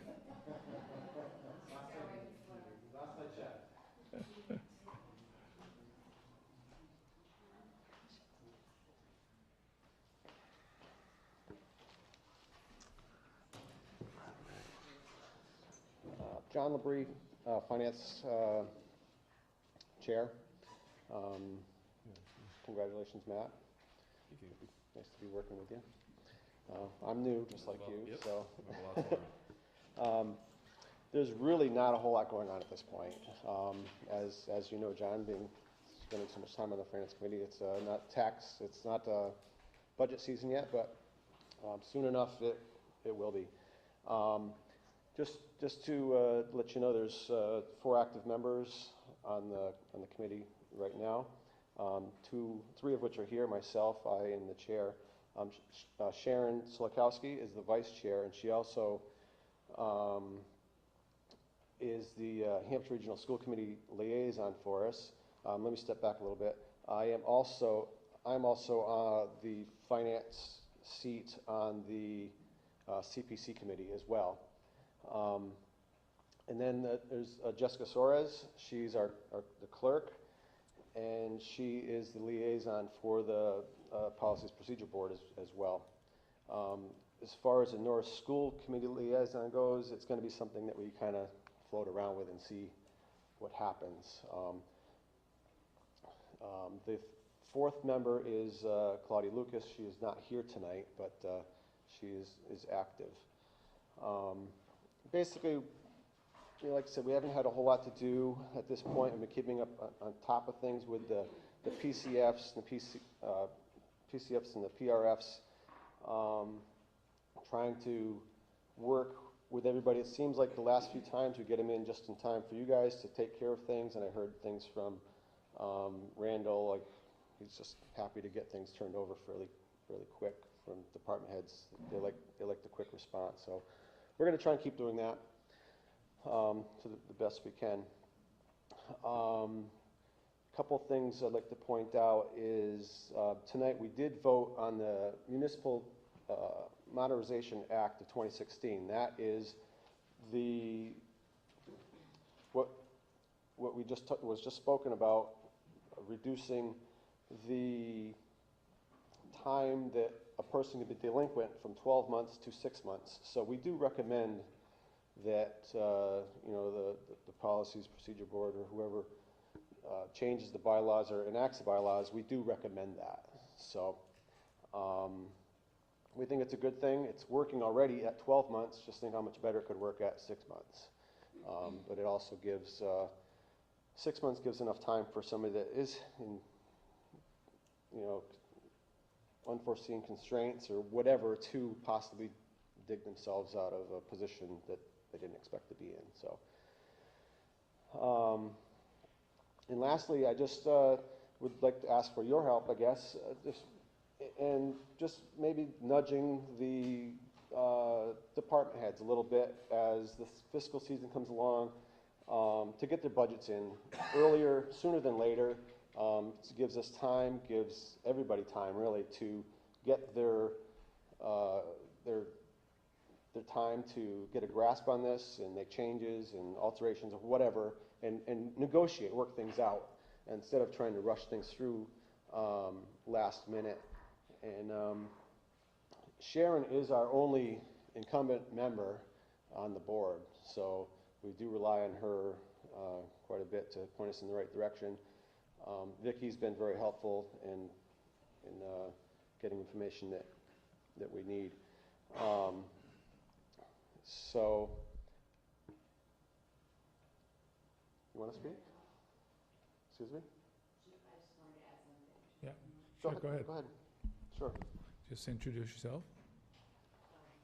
So Jessica Soares, Finance Committee Clerk. The only other thing I also wanted to recognize was thanking John Martin and Francine Tishman for their, while I'm furiously typing minutes, am I supposed to write this down? Is this how I write this down? So I appreciate the technical expertise on writing the minutes and helping us with the flow of the meetings as we all got our sea legs. So thank Thanks. you. Welcome. Right. With that said, the only incumbent is Sharon, so the rest of us don't know the politics and the procedures, things that we go through to get from point A to B, but we do know finance. So that's one thing that we bank on. Any questions? Yeah, I'm going to mention something, and only because it has to be mentioned. You said you have 4 active members. Correct. You have 1 inactive member. Correct. Who doesn't show up at any of the meetings for quite a while now. And Right. as I understand it, it's public record, the person sent their resignation letter in, wasn't signed, and the town clerk checked with the elections board and needed to be signed, wasn't signed. Letter was sent to that particular person saying, please sign it. It was returned unopened. So we have a person sitting in a position on a committee that's important, that we need that person to either step up and come to the meetings or step down officially and sign the paperwork, because it's not helping the town. And I just wanted to bring that up, because if the person's watching, I think hopefully the right thing to do is step forward and either come to the meetings or say, I can't do it, and sign off. And thank you very much for those of you who have stepped up. And I know that one of the members even stepped up in order to help us with the end of the year finance. Correct, for the transfers.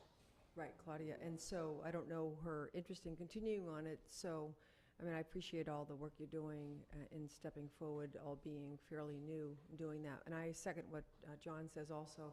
And Ed, I don't know in a case like this if there's somebody that is refusing to sign. I know in the past, different places I've worked, if we try 3 times and document 3 attempts by certified mail or other means to try to affect a signature, then we're allowed then to proceed and appoint somebody. So are you able to check to see what the procedure would be for that? Janine is checking with the Board of Elections on that. I am of the mindset that at this point, our only recourse may be recall, because it is an elected and not an appointed position. Okay. When we talked with Janine, one of our fears is that we were told by our attorney that an email was sufficient. And town clerk checked with the elections office and said, no, it has to be signed. And if we went with what the attorney says, and for some reason we're wrong, anything that new person was put in for and voted on could be canceled out. And it would cause much more problem than trying to get this done. So thanks for Other than that, to all you guys. folks pitching together. That's your problem. It's our problem. It's our town. Well, that could be a movie. Anything else? Before budget season, it would be good to have it Yeah. all sort of straightened out, especially for Right. quorum purposes and so forth. I appreciate you've done a lot to meet right before our meeting and that sort of thing, so. And, we're looking forward to working together. I know there's been a little friction over the last couple of years, but, we're all in this together, and we got to make this Absolutely. happen, so Good. one way or another, it's going down, so. Yeah, Do you have a I'd sense just of? like to add that, I was the liaison until tonight, for the finance committee from the We select missed you. board. And that's okay. It's okay. She misses you. What do you mean by that? Thank you. No, but I want to say, I think they're going to be fine. They're doing a fine job. And as he said, you know, they have to go through everything at least once just to catch up, but there's no concerns. So, thank you. You're welcome. Matt? I'm looking forward to working with all of you as well. Just to follow up to one of your questions, because it's, I think it's important just to reiterate, I mean, getting the budgets early. Do you have a sense of when you would like to see those? It felt a little bit rushed last year, and I think in order to do a good job, we should I have. don't know myself because I'm just getting involved, but coming from Sharon, she was suggesting February 1st as a deadline. Yeah, Sharon Solakowski, Finance Committee. We felt February 1st would be good. Last year, they were coming in after March, almost into April, and we did meet the day before the town meeting to get the budgets in order. So I think February 1st is good. I don't know if you have a different opinion to that. Well, I have a It's in our question. bylaw, actually. Yeah, we just set up a bylaw, and Set up a it whole laid this financial all out in the process. bylaw, and I'm curious what that is. I don't recall, though. That'd be great to see. I think it might be February 1st. Yeah, we had a whole mapping of all the deadlines. Yeah. But it's got to be the finance committee, the finance team, which includes the town administrator, that whole process. So Ed gets the process going. Yeah. I think that's the key. Yeah, but sooner is obviously. Yeah, Yeah. absolutely, absolutely. Right. Thanks. Just don't want to see us have to struggle like we did last year, because that was really, It was rushed. and then having to meet every day for 2 weeks is a little bit, I mean, I know we're all in this together, but we are all volunteers, and we all have life outside of this building, so. Thanks, Sharon. Thank you, Sharon. We do. Yes, we do. Anything else from the finance committee? I'm done. Okay, thank you, appreciate it. Past my bedtime. Thank you. Good night. Good night. Thank you. Okay, discussion review and signatures for COA state Well, formula. first, we got Margaret Larson. Oh, I'm which sorry, did I got the miss? Report from Oh, that's right, too. Hampshire You Regional, were which inadvertently- kind of piggybacks on finance, I will say. Inadvertently for the left part. off on the agenda, Margaret. Welcome. Okay, Margaret Larson, Hampshire Regional School Committee and representative to School Council. So did everyone get the paperwork that I sent? Does anyone need a hard copy in front of them? Yeah, I'll take a Jim? look. I just have it on the computer. I got one almost set. You did? So everyone's good? Yeah, I didn't see, I had it on the computer, but I'll just. Okay. Okay, so what I presented was 3 different documents. One is a narrative about the budget. The other is our capital plan, and the third item is the school improvement plan. And I would encourage anyone playing at home to go on to the Hampshire Regional website and take a look at the school improvement plan.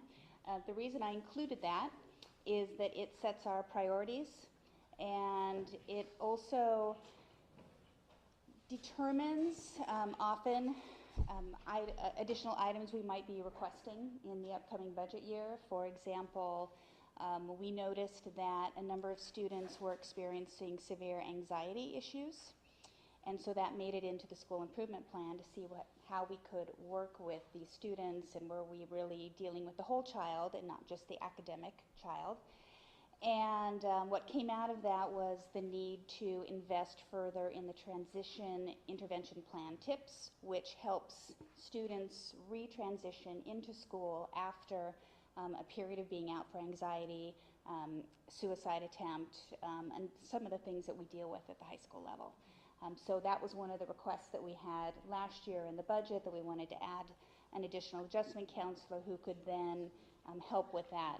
And that has saved us a lot of money because we've been able to pull students back in for that. So that's why I included this school improvement plan. I'm not going to read through everything here, but what we wanted to do was just kind of give you an idea of how we're doing with the current budget and what we're looking at for next year. So the current budget, there's kind of 3 pots that falls into. The first is staffing. At Hampshire Regional, we have a staff that likes to stick around. So we have staff members that started their career at Hampshire Regional, and 30, 35 years later, they're still with us. So having a mature staff is a double-edged sword. It's wonderful for institutional knowledge and for being able to achieve some of the initiatives that we have as a group, but fiscally it can be challenging because these are more expensive teachers. So this year we did have 3 staff members who left, and we hired new teachers in, and 2 of those were hired at a lower salary, so that certainly affects our budget. Did those 3 retire, Margaret, or? 2 of them went to administrative positions, and 1 retired. And then we also had the school adjustment counselor that I just mentioned that. We hired the van driver, again, as a result. That was one of the items that we talked about during the budget process, because that would save us from having to rely on van pool, which costs us anywhere between $90 and $200 a day for van pool to transport students. And so now Southampton can also utilize that van for transferring that student to Westfield Technical Academy, and then Norris can also utilize it too, at a cost of about $35 a day rather than $90 to $200. So we do not know exactly what savings that's bringing in yet, and I didn't get a chance to talk to Vicki about it tonight. So, but I would think that would be substantial over the course of the number of years that we'll have our van. So we appreciate definitely the town approving that part of it as well. So we consulted with the school attorney, and a retirement incentive was offered to staff who've been in the district over 10 years and in the profession over 20 years. So we had 4 staff members who took advantage of that, and we replaced them with staff at lower salaries. So this year we're not going to, realize that savings because we have to pay that retirement incentive, but then in future years we will see that. 2 of those were administrative staff, vice principals, and we have replaced them with 2 new vice principals. What kind of savings do you think you'll be in year 20? Yeah, I don't. Just ballpark. Yeah, I don't know. I mean, it could be because I would go on each individual salary, and I don't. They don't break those down. I can find out though, kind of a ballpark. Let's see. We're looking at cafeteria work hours and trying to make sure that we are maximizing their time too. The principal, Kristen Smitty, has been doing this every year with different departments, looking to make sure that we're being as efficient as we can. So the next kind of bucket we're talking about is school choice. And in FY18, there are 102 school choice students, and for FY19, there's 132 students. So we are getting more students in school choice. We don't generally know what the amount of money that takes, or that we're getting in, because some of those are special ed students, and that money's not certified until a little bit later in the year. But last year the amount was about $700,000, and we're looking close to that, 700 plus when we look at the special ed. So I think right now we're at 650, 700,000 for just the students. So it looks like you went up like 30%. 30 people, yeah, that's pretty good. That's How a many of those are significant. from Worthington, do you know? We have a special situation with them, so they are considered kind of part of the district as opposed to school choice. They pay. They're not They represented pay. as 132. I'll have to check on that. I'll double check on that. But I know they pay more. They pay $7,500 per person as Well, opposed that to was when $5,000. we were mentoring their administrator now. They have their own superintendent. So is that still the case? That the students are paying more? Yes. But they are not contributing to our superintendent for administrative costs. There's still a little bit of sharing, I believe, in the administrative staff, but they're not using our superintendent as a superintendent. Just from the financial point of view, make sure I got this right. If you have 102 school choice students last year at 700,000, that's roughly $7,000 a student. So an extra 30 students will give you $210,000 this year. And so a lot of it depends on the sending school and what time they come into the system. But average, that's a lot of money coming in. It is a lot of money. It is a lot of money. And you're able to do it without adding staff just for that population? Yes, so we have to make sure that we can. So we reallocated some staff. So Right. there were teachers who were, say, in the middle school that then got moved up to teach a 9th grade class because that's our large class. That's very good. So we try to do that. And I'll say that our principals at our elementary schools have done a really good job of making sure that kids stay in the district, but we still do have a number of students going out. Do we have an idea of where most of these 132 students come from? The East Hampton and Holyoke are the two East Hampton, big ones, yes. with the new high school. Well, they're building a new high school, yeah. That might change. That might change. Holyoke you can see because they've had issues with Right. the quality, but, Yeah, that might change. oh, I'm going to skip down to the final bullet, and then I'll skip back up, just because we're talking about students. So there are 10 students that we have placed out of district, which costs us $763,000, because those are special ed students. Those are students who have a severe disability of a sort that we are either not equipped to deal with, or the parents are unclear if we're equipped to deal with that. So there's been a lot more communication with parents about what we can do, and the staff is being retrained in some ways, and we're adding new staff to deal particularly with students on the autism spectrum. So we're able to keep more students. But you can see that's a lot of money. It's partially funded by us and partially funded by Circuit Breaker, which is, that's money that comes from the state to help us with extreme costs in that regard. And then, skipping up one bullet, the building inspector and fire chief, we came out and recommended some minor renovations, exit doors, a few items like that. Light bulbs, locks. So just a few items. Generally the building is fairly well maintained, and the large items are held in the capital plan, which I'll get to in just a moment. So in terms of 2020, the timeline is in November we'll begin our budget discussions. Late November and December we'll have meetings with our finance committee, which is Tammy sits on that usually with me, which is a subcommittee of the school committee. And then in December through February, then school administrators will be meeting with town officials to discuss the budget. And because our new superintendent is a numbers guy, I think he's going to be right there. And I think that, that's really going to be nice to have that. In January, the preliminary budget is presented to the school committee. There's a public forum for that, so anyone is invited to go. Of course, Francine is at all of our meetings anyway, so she'll be able to report back as well. And then in February, additional discussion, and March, final approval. So if we need to adjust to that schedule, we need to know this now based on when you're expecting budgets. one thing that came to mind for Ed, for us in general, but 6 members from Southampton are on the school committee, correct? We need to loop those 6 into our budget process from the start so that they're aware of what's going on here, so they can carry that forward. Yeah, and you're one of them. Yep. Yeah, So- and the way it works at Hampshire Regional is that it goes first to school council, and then it goes to school committee. Probably for the people at home, and admittedly myself who forgot, but I asked you before what the difference between the school council and school committee is. Yep, so school council is a group of teachers, guidance professionals, the principal, parents, and then a rep from school committee. It is not balanced among the towns. And in fact, we have 5 parents, and 4 of them are Southampton parents. It's just the way it worked out. We get elected. Sounds to it. balanced to me. It's just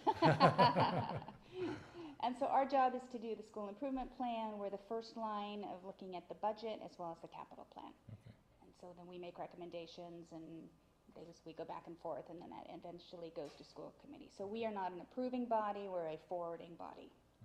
Good. If that makes sense. Now, does our school committee members, the 6 of you, ever get together We on haven't. our end of the budget and our obligation that's to probably a good Hampshire idea. Regional to talk among I'm sure yourselves? we'd be happy to do that. Yeah, I think as we refine the whole process, I think that's probably a good place to start. That's what I mean, if we can tie them into our process very early. To do that, yeah. And that's part of the reason why I'm here doing this, so we can get some of those ideas. And if you'll notice on the school improvement plan, what I'm doing now is actually listed on there. So it's one of the items that actually made it into our plan for the year, which is great. Okay. All right, so for the capital plan, you can see the brightly colored one. And again, I'm not going to go through everything in there, but I do want to explain that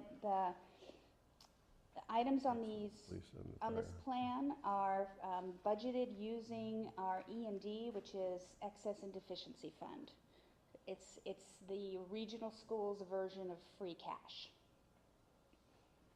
So as we get money that we're not either using or transferring, doing line item transfers, that's the money that we can use for these capital So items. for instance, these school choice coming in, if there's a surplus of $200,000, you can choose to take that and put it into that E&D, is that? Yes, now there is a limit to that. So the school regulations say that if that number exceeds 5% of our total budget, anything in excess of 5% gets returned to the towns. We haven't gotten there. It's a big number, yeah. Yeah, last year, as of, let's say, 2017, so a year ago, the free cash was a little under 500,000. 5% would have been 700,000, but we just don't get up to that. Okay. So for FY19, we approved $50,000 for the visual and performing arts curriculum. That is a regularly scheduled event for the next umpteen years of having to update our curriculum to meet Massachusetts state standards. So we're looking anywhere between $30,000 and $50,000 a year to update textbooks and materials and online access and all kinds of things.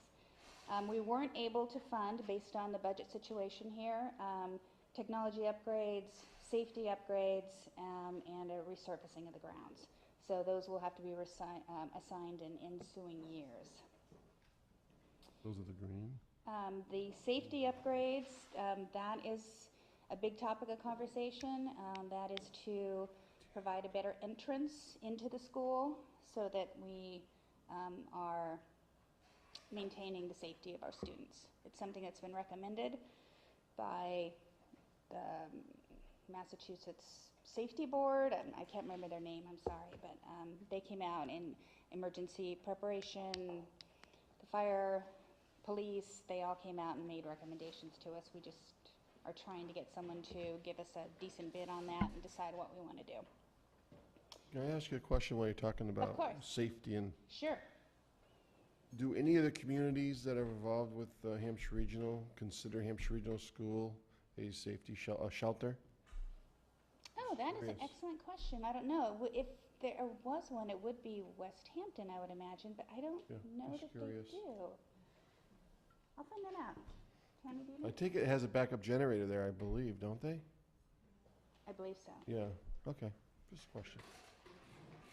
That's a great question. I don't know the answer to that. Let's see, and so for the upcoming school year, or fiscal year 20, sorry, we're looking at items that are proposed of $41,000 in technology, $98,000 for history and social science curriculum, so that's a big one because of the density of those texts. $100,000 for air handlers, which is to keep our technology stored properly. They have not been upgraded since the building was renovated, those many years ago. And we're just constantly upgrading, constantly maintaining them. So it's a money pit right now. $67,000 for locker hardware upgrades. The locker hardware is breaking down and no longer locks, and 15% of our lockers are not usable, so this is considered a priority.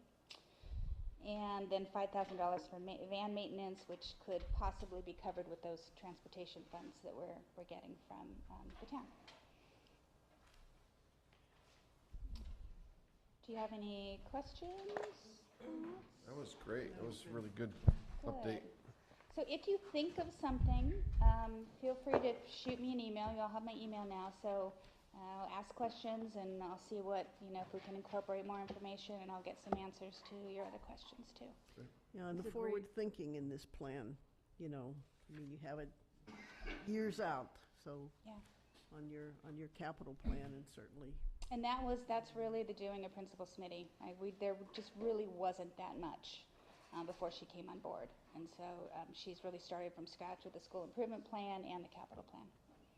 Give It's her our a great thanks. report and documents, thank you. You're welcome. One of the things I read in here also was that the graduation rate is like 98 point something percent Yeah. as a 4 years high school, which I think is remarkable considering the state average, and also that Hampshire Regional exceeds the state average in a lot of the various test scores, like SAT scores and so forth. So that's great. Can I ask you just one question? Of Can course. you just get back to me about the Worthington? Yes, I'm just curious I because wrote that on that's a my recent list. change where they're no longer paying Hampshire Regional for a superintendent Yep, because they I'll now find have out their own. exactly what they're Yeah, paying so for. how does that work, and Okay. how many Worthington students are part of the agreement? Because they're not an official part of the five-town regional agreement, but they have a special agreement, so I'm just curious about that. Could you explain one other thing to me Sure. on the document, which is the quarterly budget narrative? One of the things that we did last year, there were 3 things that you did, was to get a van, so to reduce the cost that was part of the van pool. Right. So am I reading this right? The van pool, which we used to use, charges $90 to $210 per day per student. Correct. Now, when a non-Hampshire Regional High School entity uses our van, the school charges them $35 per day. That seems like a Correct. huge difference. There is a huge difference. It just doesn't cost us that much. Okay, but we offer this service to other towns, or no? Yes, it's being offered, so Hampshire Regional offers that to all the towns if they Okay, need So it. is that maybe? At kind of- this point- $35 a day, but we used to pay as part of a van. To pool. Vanpool, which wasn't us. Vanpool was another company. Okay. I'm So that sorry, wasn't why don't us. we charge more? Why don't we charge I mean, more? It was a huge difference, and we're offering the service that we purchased to another town. Am I understanding that right? It just seems like we used to pay $90 to $210 per Right. day per student. Now we have a van, and when a non-Hampshire Regional High School Because I entity- think she was looking at it at what it costs for us to transport. So I can ask how we And- came. The charges to us when they That doesn't use figure out it might be more that they pay. Yeah, just be curious. That Yeah. I was just wondering, does that have factor in the, How we came in, yeah, I mean, we didn't want the towns to have to pay more because it's not supposed to be a profit center for us, right? If that makes sense? Well, yes and no, But but, it's our own towns. Yeah. Correct. Okay. Yes. if you- It's no other towns, it's only the 5 towns who might be using this, and right now it's only Southampton Okay. insofar as I know. But if we're- Non-Hampshire Regional High School entity, so I didn't know if that meant Oh, okay. East Hampton or. No. It would mean like if we had a student that elected to go to, instead of Hampshire Regional, to, Our own student. yeah, Yeah. to That West, makes sense. That makes Westfield that makes sense. Technical High School. Right. but to cover our costs, if we're paying $16.02 an hour to a van driver, and it takes 2 hours, that's $32, and plus the cost of running the vehicle and the gas and everything, $35 doesn't seem to even cover our cost. So I'd look into that. For the trip for your particular student, Per student per per day. student per day. This doesn't, So this says per day rather than per picking someone up in student. Holyoke and bringing them back Right. to Norris. So that's an hour of So time. I'll minimum. find out what how she arrived at that number. I mean, I understand where covering our costs makes sense, but we gotta make sure it's covering our cost. Yeah. But Okay. in the end, there's a lot of savings for the system, which is Yes, the idea. which is, Yeah. that was the key, yes. Good. Anything else, Rainey? Any other questions? All right, Thank you very much. Great job, thank all you. right, you're welcome.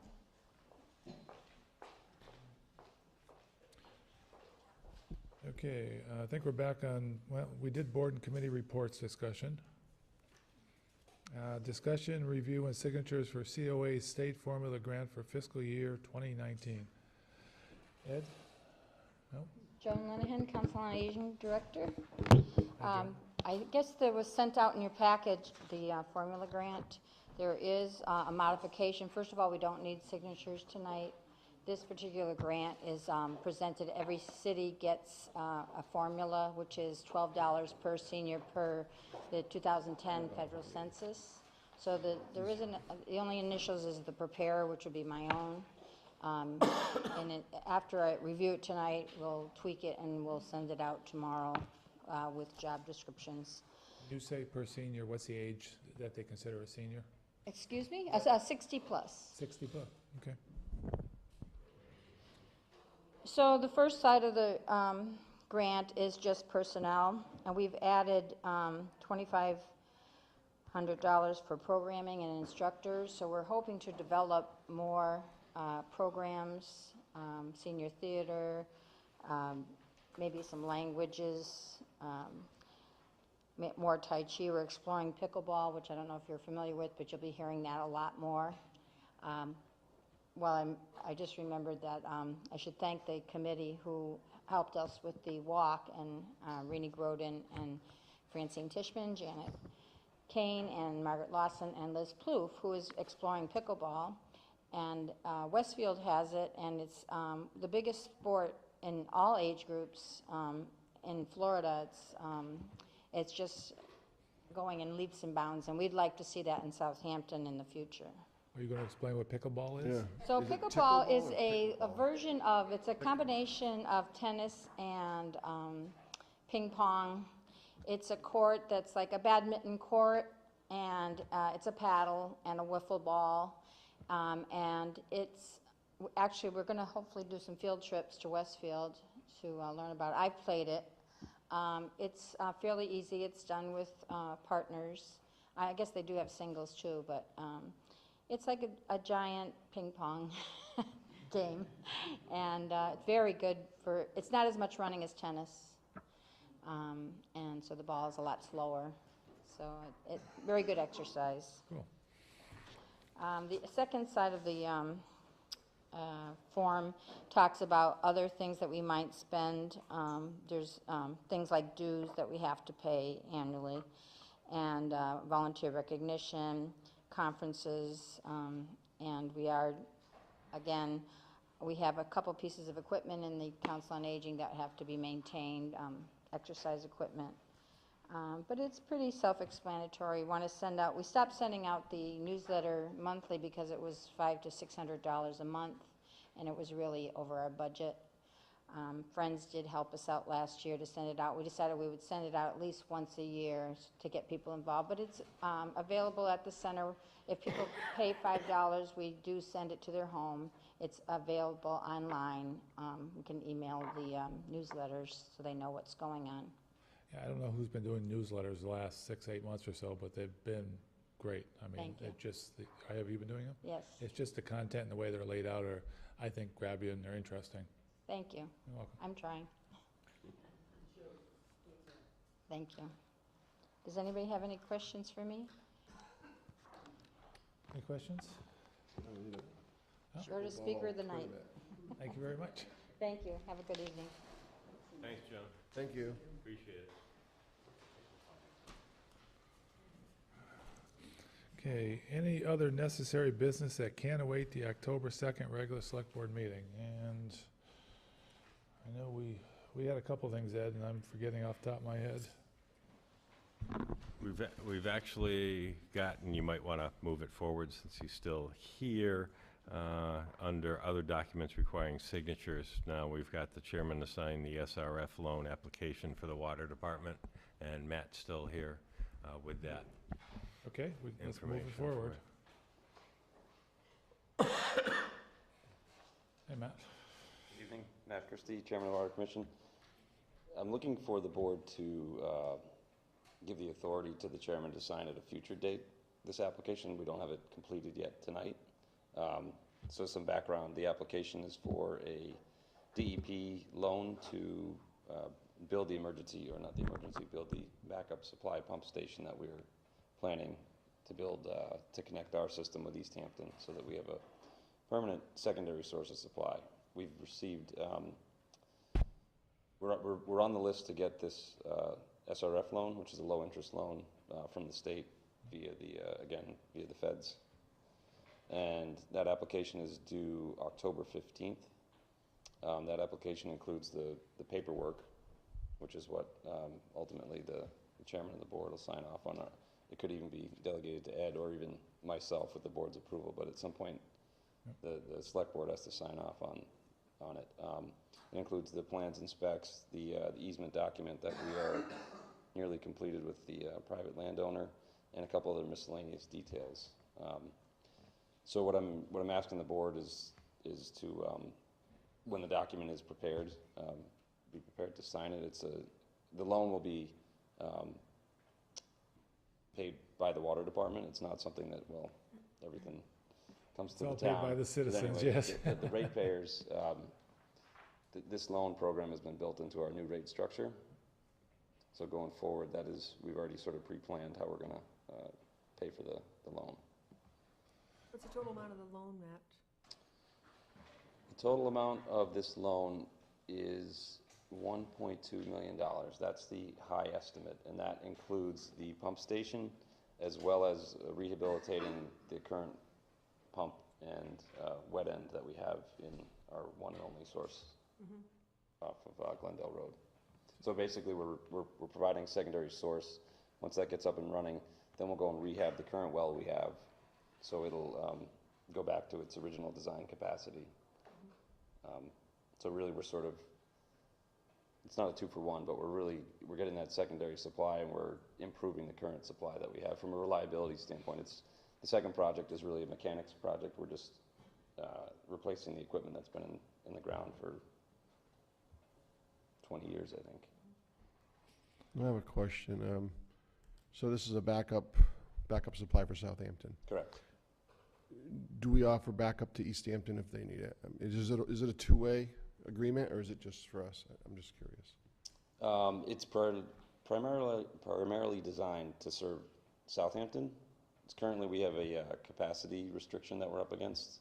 Okay. The well, DEP only allows us to take out a certain amount of water out of the ground, and we're basically at that level now. We have a little bit of freeboard that we can play around with. But typically every summer we buy water from East Hampton, and with this pump in place, we're gonna, that other purchase I just mentioned was at an estimated rate. So we're gonna put a meter pit in, and we're gonna know exactly how much water we withdraw and when we withdraw it. The mechanics of if it's one-way, two-way, I don't know. I don't believe that was the intent. East Hampton didn't request that that's what the pump station does, or from their point of view. I'm just curious. Yeah, that's fine. Right. Sure. When will all this paperwork be ready to go? We should be ready next week. We have a meeting October 2nd, and this is due mid-October, right? Right, and I think our intent was to get this in July, because anyways, we're going to try to get it done next week, so it's actually the first in the stack at DEP, because basically on October 14th, they get a slew of applications and start working down the stack. Can I ask you another question? Sure. Once you get back to the work at the Glendale well, will that improve capacity? It will restore that well to its design capacity, but it won't allow us to withdraw any more water. We're regulated at a certain amount. So we could improve that. Say we could double the capacity of that well. DEP still only allows us to withdraw the amount that we have now, which I think is around, I think it's about on average 600,000 gallons a day maximum. And the other well is completely not being used at all, right? The other well in town? The other well is right next to it. And so we're not drawing anything from there, right? Right, we can only use one or the other. One or the other. The reason I'm asking only because, I mean, I used to live on the edge of East Hampton, and there was a pretty big surcharge for East Hampton water. Is that still the case when you use it? We have negotiated a specific rate with East Hampton. So whatever their retail rate is, we're basically paying a wholesale rate on that. Oh. Is that rate more than we charge our customers here, in general? Is it more than we charge our customers here? Yeah, what they charge you, It's going to be a pass-through. but is that more than I would pay if we didn't draw water from East Hampton? If we were an East Hampton customer directly, I think their rate is higher than ours. Okay, so we'd pay a higher rate than Southampton, but we need the water. Right. Okay, Did we great. buy water this year? We did. I'm not sure exactly what we bought, but we did switch over twice to their system. Right now, we do have Better than we did last year. the prior year, yes. Yeah. I know this is a long shot and probably a big expense, but I believe that the Dicarmody Reservoir that feeds Holyoke, I know that's not chlorinated, I know that's very expensive, but is that always an alternative down the road that we could tap into that? And It is. So the town in the, I forget if it was the 30s or the teens, when the state gave Holyoke the authority to take land in Southampton, they said you can do it, but you have to give Southampton X amount of water per day, as long as you're using that reservoir. So we do have rights to that water, and we could tap into that today, but we'd also have to build a treatment plant because it's a surface water system. Yes. So, and we explored doing the same interconnection with Holyoke, but Holyoke fluoridates their water. So we'd have to get our town to agree to go through that accepting fluoridation process, which we thought was a very challenging process from a political standpoint. Yeah. And Westfield having some problems on that side of town of their system, and East Hampton having excess capacity, it would sort of seem like a good fit for us to work with East Hampton. So what's the thought on authorizing signature of documents without first seeing them? Yeah, I'm always leery of that, to be honest with you. Sure. Have somebody sign a contract with our name that I haven't seen. That's why if October 2nd, we can still see it and sign it and get it out. You know, that's my druthers, but I'll see the rest. Or has he has suggested Ed could be the signatory? Be the signature for the town, yeah. Do you think that it would be ready in 2 weeks? I'm hoping it's ready on Monday. So can't we just sign it on the 2nd? Or you Well, as it's chair? the second is fine. You want to authorize me to sign it, I'm fine with that too, but I always like to look at contracts before I sign them. It's not a contract, it's just a loan application. Well, that's even worse. You said 1.2 million? Yeah. That's a contract to me.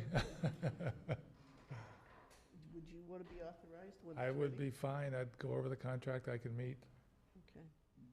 All right, then I move to authorize John to sign the loan application when it's completed next week. As long as I I'll don't find second that. anything onerous, right? Yeah. Yeah, just review it, and if you feel it's in order, I agree. Can we all see it? No, yes, absolutely. Okay. We can all see it. I think that's fine. Yeah. I think if there are questions, though, it should be brought to the next meeting. I mean, we're not going to deliberate. Oh, absolutely. If I have any Right. questions or anything, yeah, or if you have any questions, we just hold off till October 2nd. Are you around next week? Part of the week. Well, you're Because on I Tuesday, thought, right? thought you were on vacation next I am week. Monday, Tuesday, Wednesday, I am. I'm here Thursday and Friday. Thursday, Friday then. Yeah, that's Okay. fine. Yeah. So I'll look at it, sign it. If there's nothing in there that I feel is an issue, if there is, we'll just put it on the October 2nd agenda. Does that work? Sounds good, thanks. Sounds good. That work? And in the meantime, is it possible to send it to all of us, just so we have it? Sure. Okay. Just send it to Ed and they'll send it out. Yeah, exactly. You And gonna take again, the we vote? can't confer on it, Yeah. but Did anybody second? Yeah, Matt Matt did, so we're just ready to vote now. and if we have any questions as individuals, we can point those to Ed, and he can collect them. That way, we're not discussing it. There you go. And while Matt Christie's here, he's aware of this because we've been working together, but it's a good time for me to probably update the Board of Selectmen on our special legislation request for the easement in the town of East Hampton. It has made it through 3 readings. It has been approved by the Senate. It is now in the House and waiting to be scheduled for a hearing and a vote. Great. In their informal session. So that piece is critical to our discussion, because without that, we can't build a pump station in East Hampton. It's technically in East Hampton, where the So we station's could- gonna go. Put in the application for the loan, and that won't go through until, Right, yeah, so we're hinging on that. right. Okay, and when do you think that's coming out? If I had that type of vision, I'd be at MGM right now and I'd be retired tomorrow. I am hoping that it is done and voted on. Of course, then it's got to go to the governor's office for his signature. I'm hoping it's done by the middle of October. When they can send in the application without this, but it would be nice if it was said and done by the deadline of the application process. So with the loan, if we get the loan before we find out, assuming there's something in it that says we can just cancel it, give it back, and, They won't formally sign off until the easement is in place. okay, so they So can accept basically- the application but not do the official sign off until we know. Right. Okay. But we'll give them all the draft documents we have and Okay. shows where we're at, basically. Makes sense. Yeah, can I ask you another question about the Holyoke situation? So this was an agreement that was made back in the 30s. Is there an end limit? Is it like 99 years or something? Do you know? As far as I've understand and read, I don't think there is an end to it. Okay, but the obligation was that they have to offer us, is it a percentage of the draw, or like, what, how much? It's a specific amount. 400,000 gallons a day is in my head. It was a amount per person or a cap. Yeah. So I feel like that 400,000 was the cap, but I can get back to you on So we the never specifics. have accessed it in the history of the agreement? No, we have. We have? We have okay. before. And did we stop because of the fluoridation issue? In my tenure on the committee, or the commission, when I started 9 years ago, we did have a hard interconnection with the city, and then we ran into chloroform issues that were stemmed from that connection, so we disconnected that. So right now, we're physically not connected anymore, and reconnecting in the eyes of DEP requires, a mountain of paperwork, in addition to the fluoridation issue. Any other question? Thanks for Thank you for your staying, time. appreciate it. We didn't vote on this yet.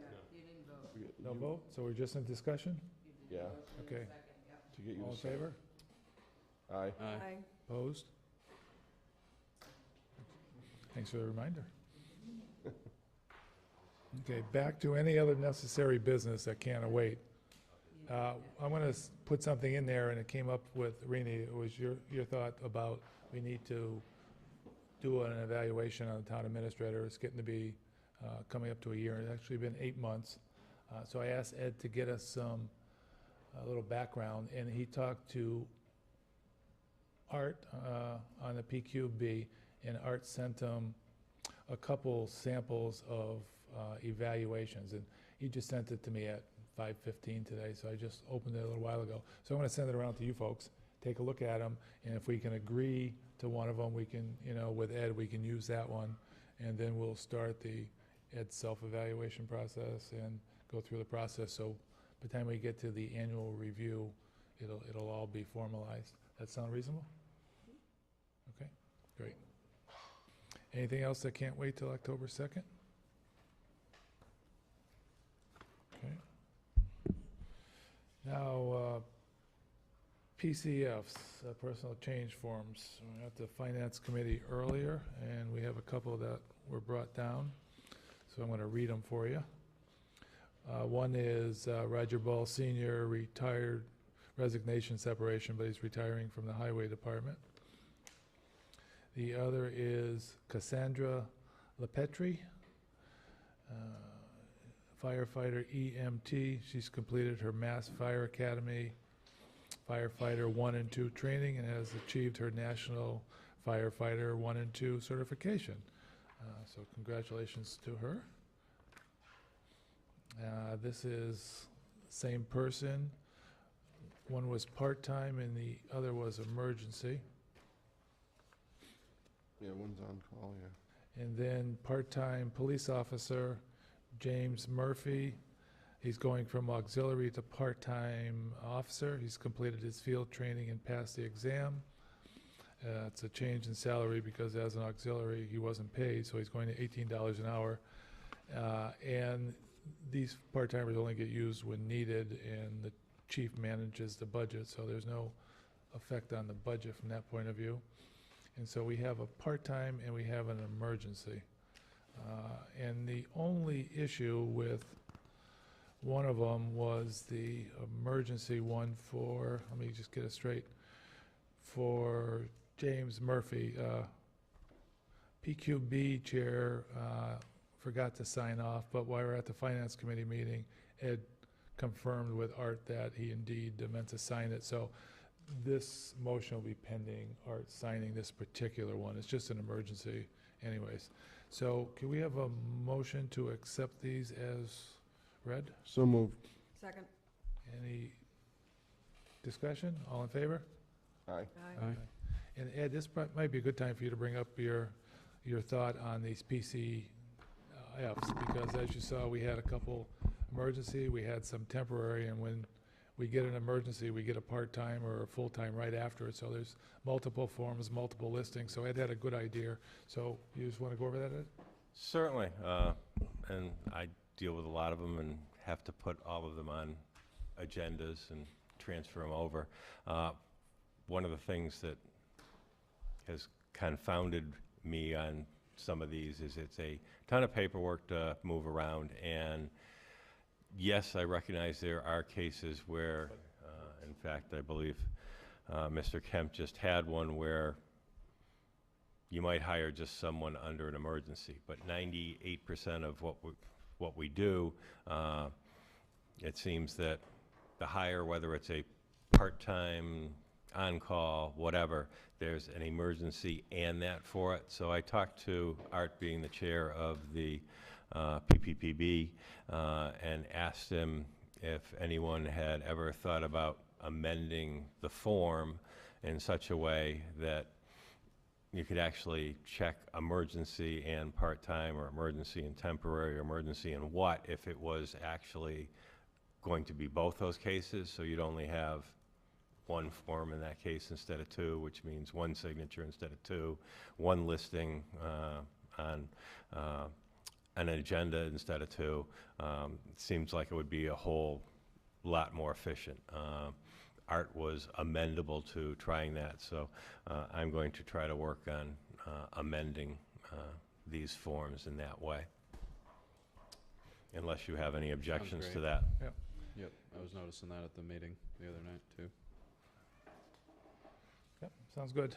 It's a simple change, but it'll save time and paper. If we can figure out a way to do these electronically, it'd be even better. That's actually one of the things I was thinking at while I was playing with these. Okay, Francine, you've signed all these warrants, I believe? Yes, I did. Okay.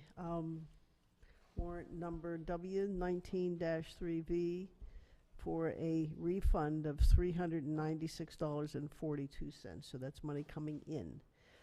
Warrant 16, P19-10 for $254,186.67. PD 19-10 for $40,107.40. P 19-10C for $1,166.86. And then we have a reversal of that on P 19-10B for $1,166.86. And then W 19-11 for $56,039.74. Okay, thank you. Next is minutes to approve, August 21st, 2018 minutes. Did everybody have a chance to look at them? Yes?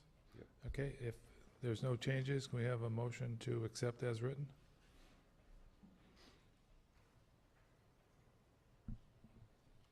I wasn't here, but I'll make the motion. Accept Okay. the minutes as typed. Okay, is there a second? Somebody's got to second it. Okay. Any discussion, or, no?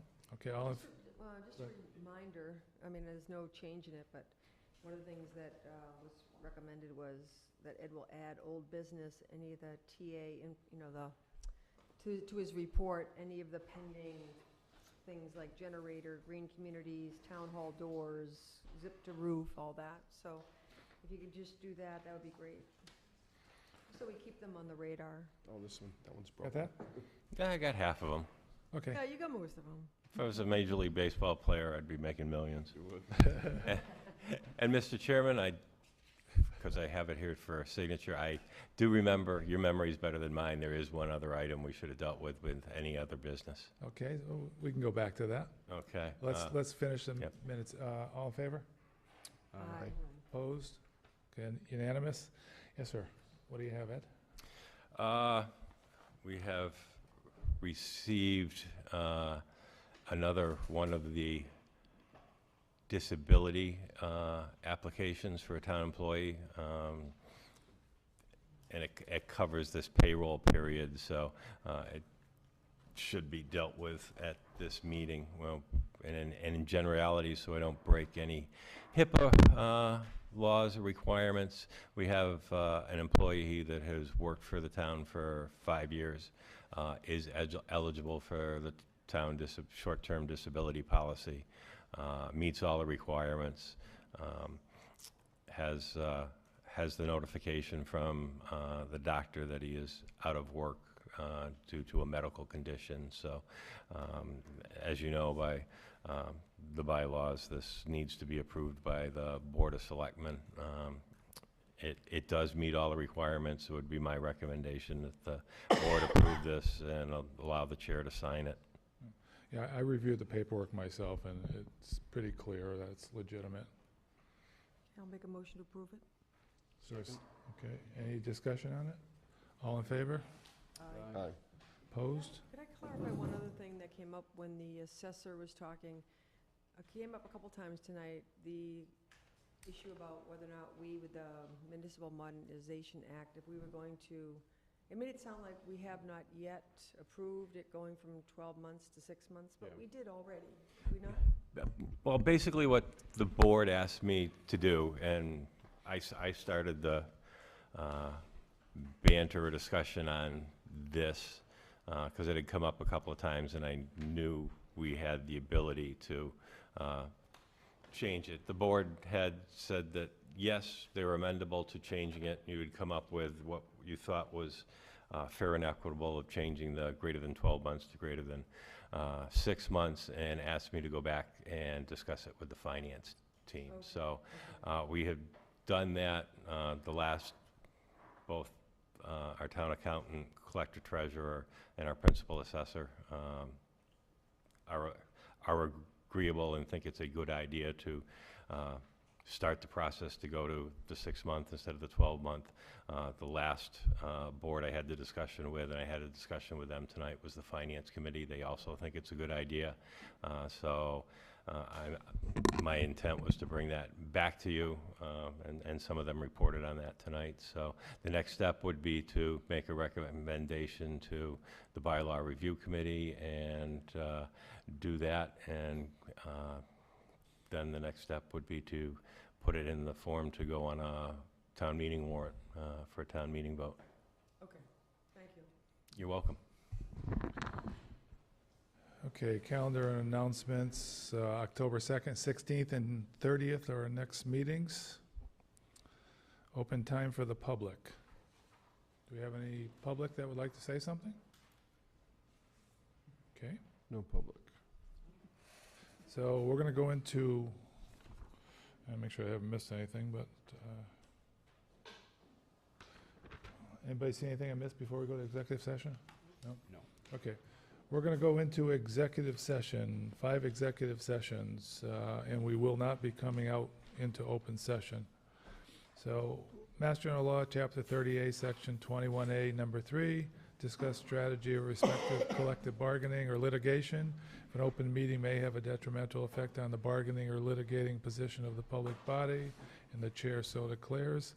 This is regarding Local 98 International Union of Operating Engineers, which is a highway department.